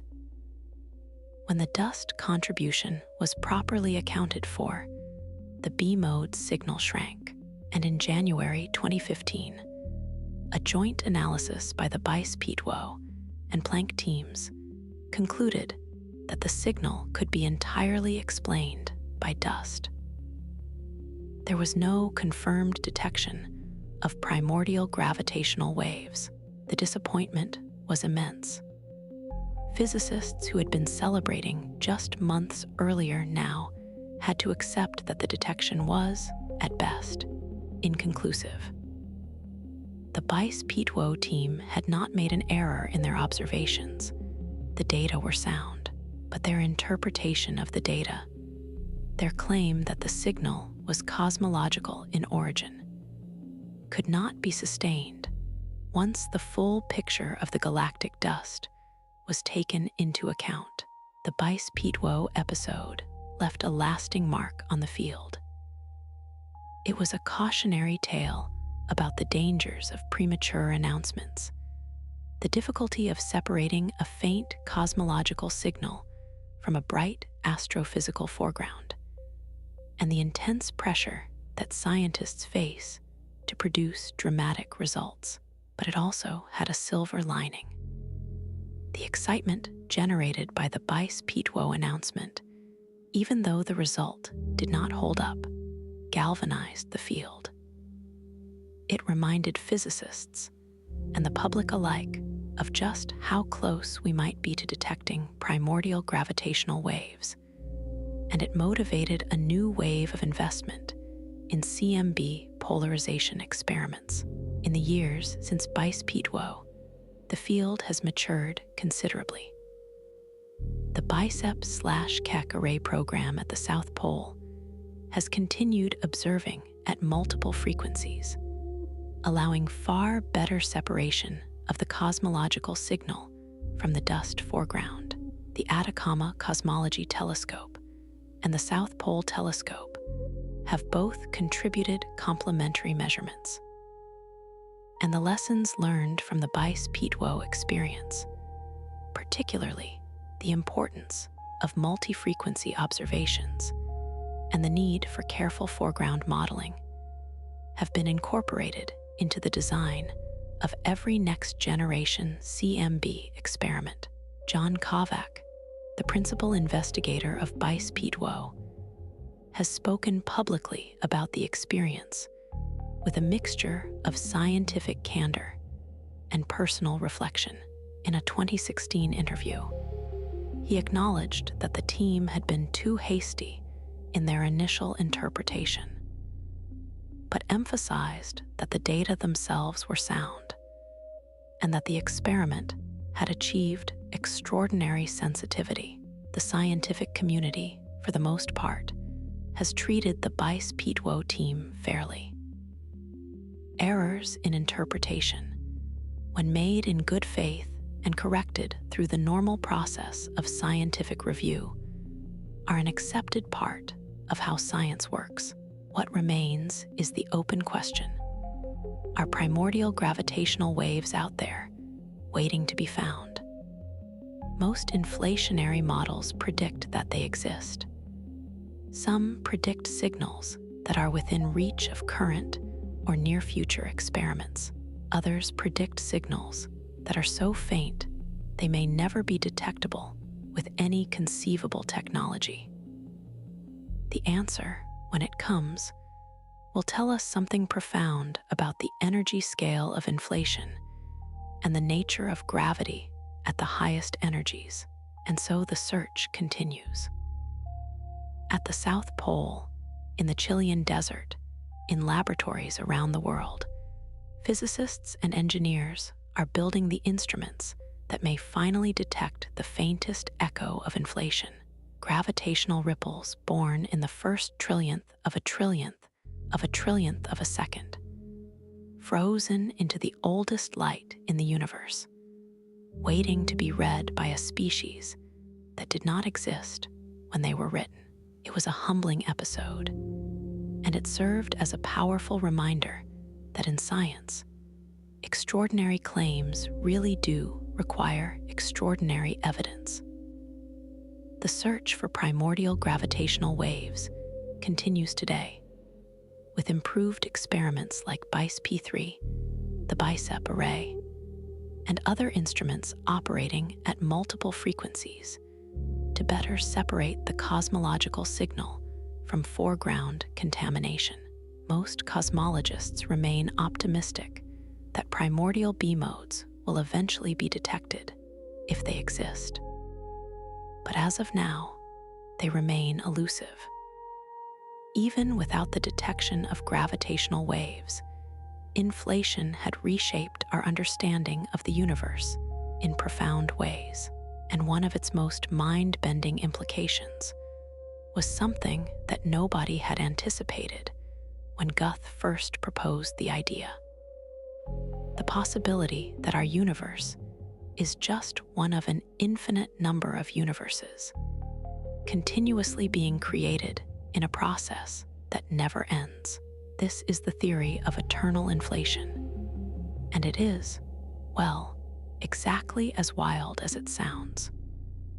The idea emerged gradually in the 1980s as physicists explored the consequences of inflationary theory in greater detail. Paul Steinhardt was the first to introduce an example of eternal inflation in 1983. Alexander Vilenkin then showed that the phenomenon was generic, meaning it occurred in a wide range of inflationary models. And Andre Linde, in his 1986 paper on eternal chaotic inflation, provided the most vivid and compelling description of how it works. The basic idea is this: during inflation, the inflation field slowly rolls down its potential energy hill toward the minimum. As it rolls, it drives the exponential expansion of space. Eventually, the field reaches the minimum, and inflation ends in that region. The energy of the field is converted into particles and radiation, and a hot Big Bang occurs. But quantum fluctuations complicate this picture.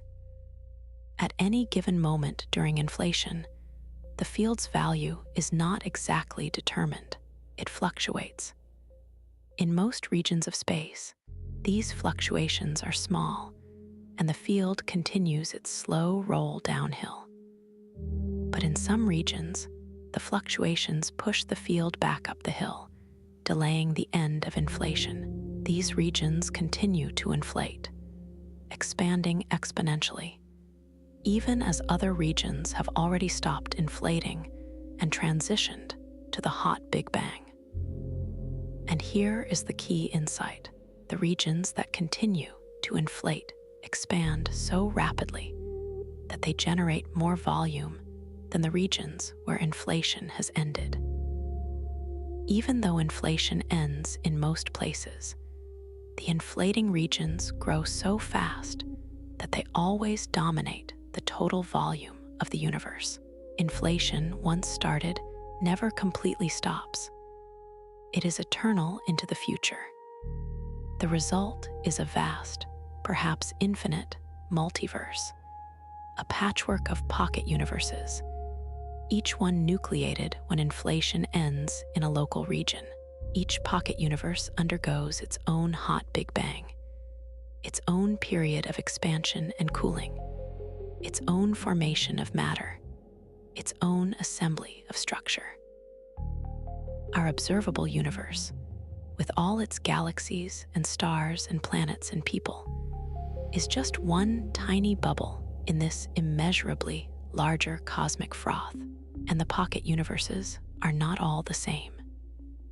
In many versions of inflationary theory, the laws of physics themselves can vary from pocket to pocket.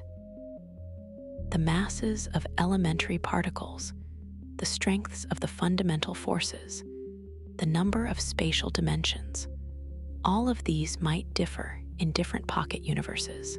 This idea connects to the string theory landscape, a vast collection of possible vacuum states, each corresponding to a different set of physical laws.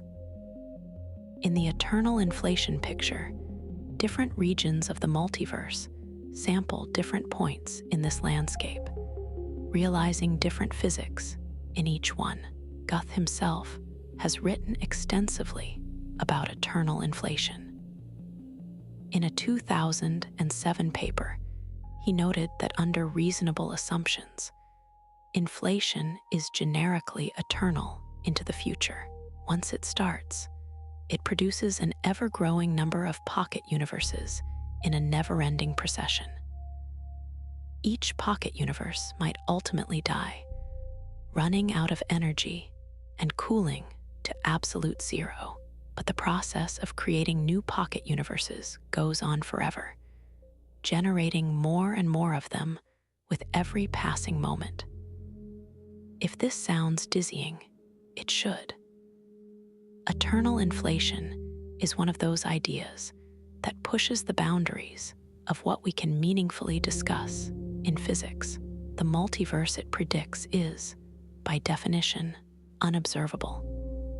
We can never communicate with other pocket universes, never travel to them, never detect their existence directly. This raises deep questions about whether eternal inflation is truly a scientific theory, or whether it has crossed the line into metaphysics. And these questions have led to some of the most passionate debates in modern cosmology. Paul Steinhardt is not a man given to understatement. He is the Albert Einstein Professor in Science at Princeton University, a member of the National Academy of Sciences, a co-recipient of the 2002 Dirac Medal for his contributions to inflationary theory. He is, by any measure, one of the most accomplished cosmologists alive, and he thinks inflation is wrong. Well, not exactly wrong. He thinks it has become untestable, unfalsifiable, and therefore unscientific. And the reason, he argues, is precisely the eternal inflation and multiverse that we just described. Steinhardt's critique, which he has articulated in a series of papers and public lectures since the early 2010s, goes something like this. Inflation was originally proposed to explain why the universe looks the way it does. Smooth, flat, free of monopoles. These are specific, observable features, and inflation's ability to explain them was its great virtue. But eternal inflation undermines this virtue. In an eternal multiverse, anything that can happen will happen somewhere. There will be pocket universes that are smooth and flat, and pocket universes that are not. There will be pocket universes with the exact same physics as ours, and pocket universes with wildly different physics. The theory predicts everything, which means it predicts nothing. Steinhardt, working with Anna Ages and Abraham Loeb, published a pair of influential papers in 2013, arguing that the inflationary model was far less likely to produce a universe matching our observations than previously assumed. According to their analysis of the Planck satellite data, the probability of obtaining a universe like ours from a period of inflation was less than 1 in a googolplex, which is 10 to the power of 10 to the 100th. They called this the unlikeliness problem. They further argued that the simplest inflationary models had been ruled out by Planck data, and that the remaining models required increasingly contrived assumptions, more parameters, more fine-tuning, more unlikely initial conditions, exactly the kind of special pleading that inflation was supposed to eliminate. And Steinhardt is not alone in his skepticism. Sir Roger Penrose, the Nobel Prize-winning mathematician and physicist, has proposed an entirely different framework called conformal cyclic cosmology. In Penrose's picture, the Big Bang was not the beginning of everything. It was a transition between one cosmic epoch and the next. The idea rests on a beautiful mathematical insight. Penrose noticed that the very far future of an expanding universe, when all matter has decayed, all black holes have evaporated, and only massless particles, like photons, remain, has a peculiar symmetry. In such an era, there is no meaningful notion of distance or scale, because massless particles do not experience time in the same way that massive particles do.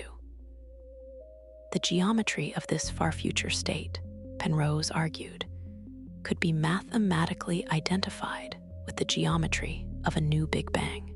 In other words, the death of one universe is the birth of the next. The infinite expansion of one eon becomes the singular beginning of the following eon, and the process repeats in an endless cycle. A conformal cyclic cosmology. In this picture, inflation is unnecessary. The smoothness and flatness of the universe are explained not by a brief period of exponential expansion, but by the conformal geometry of the transition between eons. the initial conditions of our universe are not random. They are determined by the final conditions of the previous universe. Penrose has even claimed to find observational evidence for his theory. He and his collaborator Va Gurzadian have published several papers arguing that the cosmic microwave background contains faint circular patterns, concentric rings of slightly anomalous temperature that he interprets as the gravitational wave signatures of colliding supermassive black holes in the previous eon. These claims have been highly controversial. Several independent analyses have challenged the statistical significance of the claimed patterns, and most cosmologists remain unconvinced. But Penrose, now in his 90s, continues to advocate for the idea with characteristic tenacity. There are also quieter, less dramatic alternatives to inflation that deserve mention. The ekpyrotic model, proposed by Justin Cowery, Bert Avrat, Paul Steinhardt, and Neil Turok in 2001, draws on ideas from string theory to suggest that the Big Bang was caused by the collision of two higher-dimensional branes. In this picture, the universe goes through cycles of expansion and contraction, with a big bounce replacing the Big Bang singularity, and the smoothing and flattening of space occurring during the slow contraction phase rather than during rapid expansion. These alternatives face their own challenges. The bouncing cosmology models require specific and sometimes ad hoc assumptions about the physics of the bounce itself. The ekpyrotic scenario, while elegant in certain respects, has struggled to produce the correct spectrum of primordial perturbations without additional fine-tuning. And conformal cyclic cosmology, while mathematically beautiful, has not yet produced a complete quantitative framework for all the observations that inflation explains so naturally. The debate is far from settled. It is quite possible that none of the current theories, not inflation, not bouncing cosmologies, not conformal cyclic cosmology, is the final answer. The true theory of the very early universe may be something nobody has thought of yet, something waiting to be discovered by a young physicist scribbling in a notebook, just as Guth did more than 4 decades ago. Guth and Lind have responded vigorously to these criticisms. In a letter published in Scientific American in 2017, signed by 33 physicists, they defended inflation as a robust and testable framework that has passed every observational test thrown at it. They argued that the multiverse is a prediction of the theory, not a flaw, and that dismissing inflation because of the multiverse would be like dismissing quantum mechanics because of the many worlds interpretation. The debate continues, and it shows no signs of resolution. But it is fair to say that none of the alternatives has achieved the same level of observational support as inflation. The predictions of inflationary cosmology, the flatness of the universe, the near-scale invariance of the CMB power spectrum, the pattern of acoustic peaks, the correlation between temperature fluctuations and polarization. All of these have been confirmed to high precision. No alternative model has matched this record. And so inflation remains the leading paradigm, the standard model of early universe cosmology. It may be incomplete. It may be only an approximation to a deeper truth. It may eventually be superseded by something better. But for now, it is the best description we have of how the universe came to be the way it is. The implications of cosmic inflation extend far beyond cosmology. They reach into philosophy, into our most basic ideas about reality, existence, and what it means to understand the universe. Consider, if inflation is correct, then the observable universe, everything we can see with our most powerful telescopes, is an almost incomprehensibly tiny fraction of the total universe, the part of the universe produced by our local inflationary patch, extends far beyond the observable horizon. And the observable horizon is itself about 93 billion light years in diameter. The total universe might be many orders of magnitude larger. It might be infinite. And if eternal inflation is correct, our universe is just one of countless pocket universes, each one born from the same inflationary process, each one expanding and cooling and forming its own structures. The multiverse is not a speculative add-on to inflation. For most versions of the theory, it is an unavoidable consequence. You cannot have inflation without eternal inflation, and you cannot have eternal inflation without a multiverse. The logic is, as Guth has said, compelling, even if the consequences are disorienting. This creates a profound philosophical puzzle. In a multiverse where everything that can happen does happen, what does it mean to explain anything? If all possible outcomes are realized somewhere, then the fact that our universe has certain properties is not surprising. It is inevitable. But is that really an explanation? Is saying it had to happen somewhere the same as understanding why it happened here? These are not idle questions.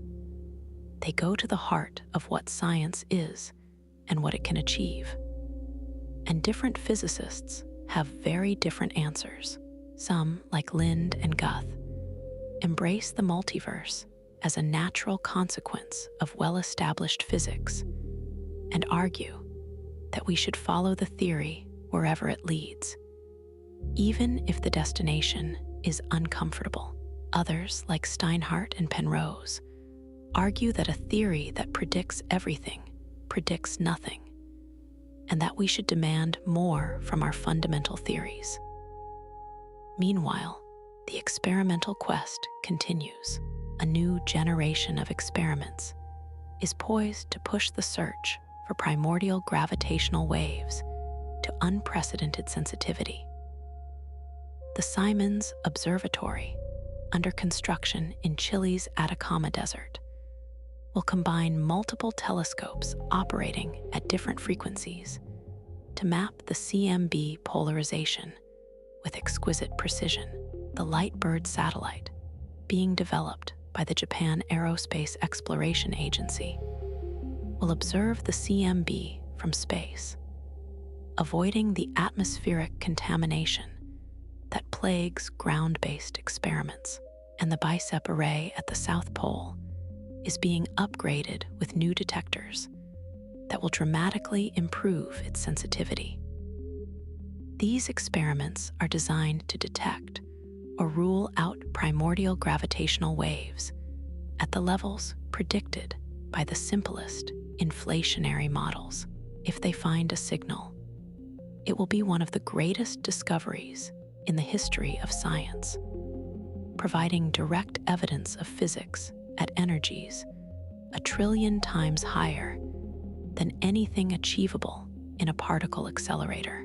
If they find nothing, it will constrain the landscape of inflationary models and perhaps point toward alternative explanations for the origin of the universe. Beyond gravitational waves, other observations are providing new windows into the physics of inflation. Large-scale surveys of the distribution of galaxies, like those being conducted by the Dark Energy Spectroscopic Instrument and the Euclid satellite, are mapping the cosmic web with unprecedented detail. These surveys can detect subtle correlations in the positions of galaxies that encode information about the primordial density fluctuations, providing additional tests of inflationary predictions. And at the very frontier of theoretical physics, researchers are exploring the connections between inflation and quantum gravity. String theory, the leading candidate for a quantum theory of gravity, has a complex and sometimes contentious relationship with inflation. Some string theorists have constructed inflationary models within the framework of string theory, while others have argued that inflation may be incompatible with the constraints that string theory imposes on the allowed forms of potential energy. These investigations are pushing the boundaries of human knowledge into territory that would have been unimaginable just a few decades ago. We are asking questions about the first trillionth of a trillionth of a trillionth of a second after the beginning of time, using instruments sensitive enough to detect temperature variations of a few millionths of a degree in radiation that has been traveling for 13.8 billion years. The ambition of this enterprise is breathtaking, and the results so far have been nothing short of extraordinary. One of the most beautiful aspects of inflation is how it connects the very small to the very large. The quantum fluctuations that seeded the galaxies originated at scales smaller than an atom, in a universe smaller than a proton. They were amplified by inflation to cosmic proportions, imprinted on the fabric of spacetime, and then sculpted by gravity over billions of years into the grand structures we see today. The electrons in the atoms in your body were created in stars that formed from gas, that collapsed under gravity from density perturbations, that were born as quantum fluctuations during inflation. There is, something almost poetic about this. The smallest possible events occurring in the briefest possible time, in the smallest possible space, gave rise to the largest possible structures across the grandest possible scales. Quantum mechanics met general relativity in the first fraction of a second, and their collaboration produced the universe. We are, each of us, walking arguments for the reality of cosmic inflation. Every atom in our bodies carries, encoded in its very existence, the memory of that extraordinary epoch when the universe was young and space itself was being born.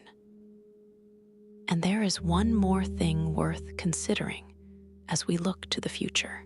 If primordial gravitational waves are detected, their strength will tell us something extraordinary: the energy scale at which inflation occurred.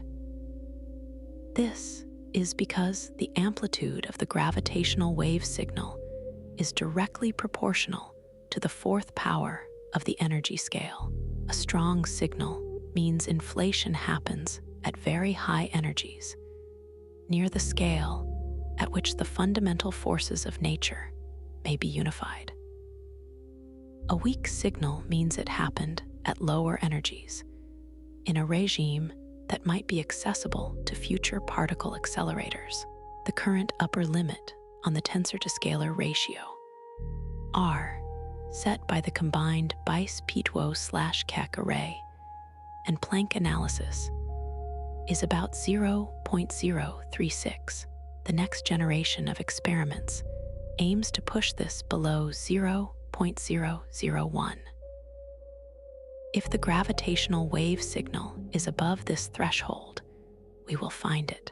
If it is below, we may need entirely new approaches, perhaps space-based observatories or radically new detector technologies, to ever detect it.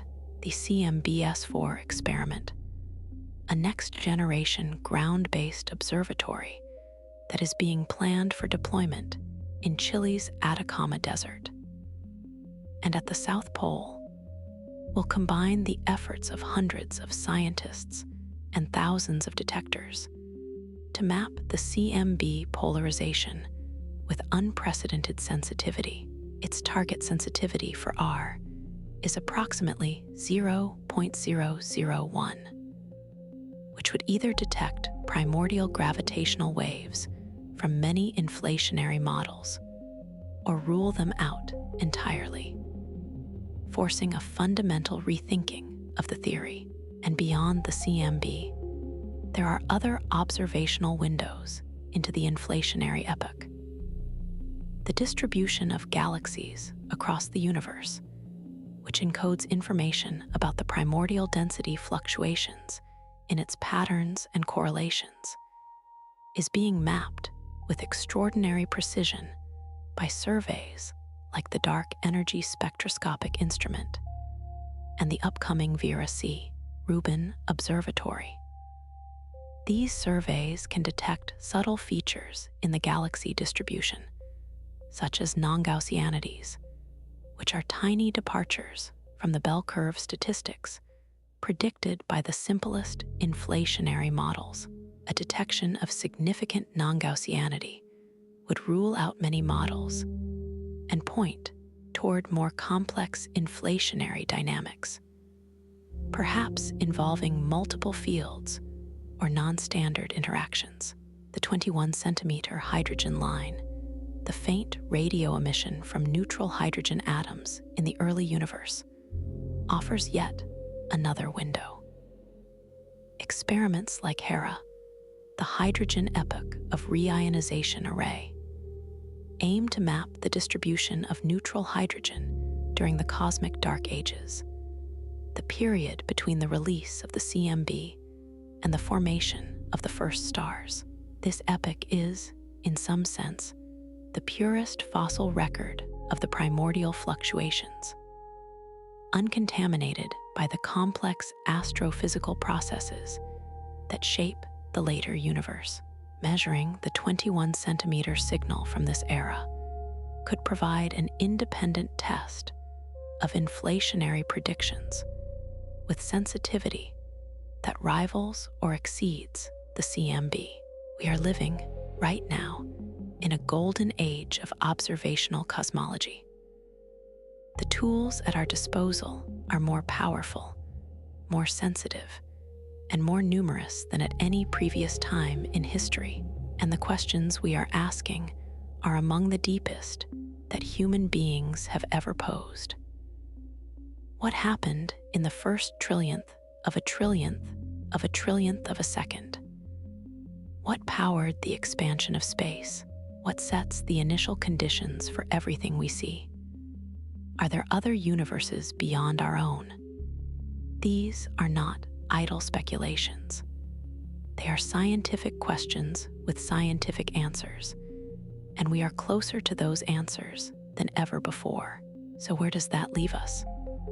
Pause for a moment and consider what inflation tells us about our place in the cosmos. Every galaxy you have ever seen in a photograph, every star visible to the naked eye, every atom in your body, every photon of the cosmic microwave background, all of it traces back to a fraction of a second at the very beginning of time. A fraction of a second, so brief that it makes the blink of an eye look like an eternity. In that sliver of time, the universe underwent an expansion so extreme that it beggars the imagination, stretching from something unimaginably small to something unimaginably large, and in the process, setting the stage for everything that would follow: the smoothness of the universe, the flatness of space, the absence of exotic relics, the seeds of all structure. All of it was determined in that instant. The quantum fluctuations of a field we have never directly detected, the inflaton, became the blueprints for galaxies, stars, planets, and life. The very atoms in your hand were forged in stars, which formed from gas clouds, which collapsed under gravity from density perturbations, which were imprinted by quantum mechanics during inflation. You are, quite literally, the product of a quantum fluctuation inflated to cosmic proportions. And that is not poetry. That is physics. We do not yet know what the inflation is. We do not know the precise energy scale of inflation. We do not know whether inflation is eternal, whether the multiverse is real, whether our universe is one of infinitely many or the only one there is. These are open questions, and they may remain open for decades or even centuries.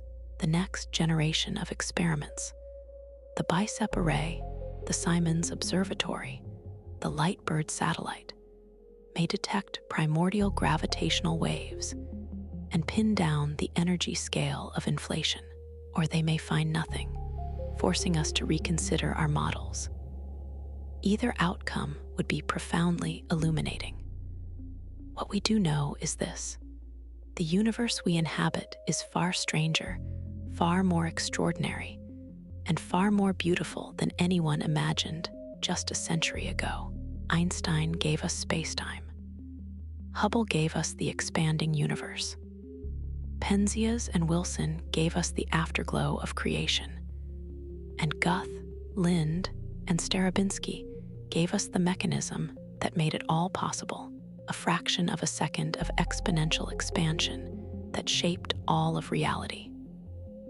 The next time you look up at the night sky and see the stars, remember, the reason they are there, the reason you are there, the reason anything is there at all, is because the universe, in its very first moments, inflated, a tiny patch of space, trembling with quantum uncertainty, expanded beyond all comprehension. And in doing so, it created everything. The fraction of a second that shaped all of reality. You have been watching the entire history of the universe. If you enjoyed this video, don't forget to like and subscribe, and leave us a comment to tell us what you think. Thanks for watching, and we will see you next time.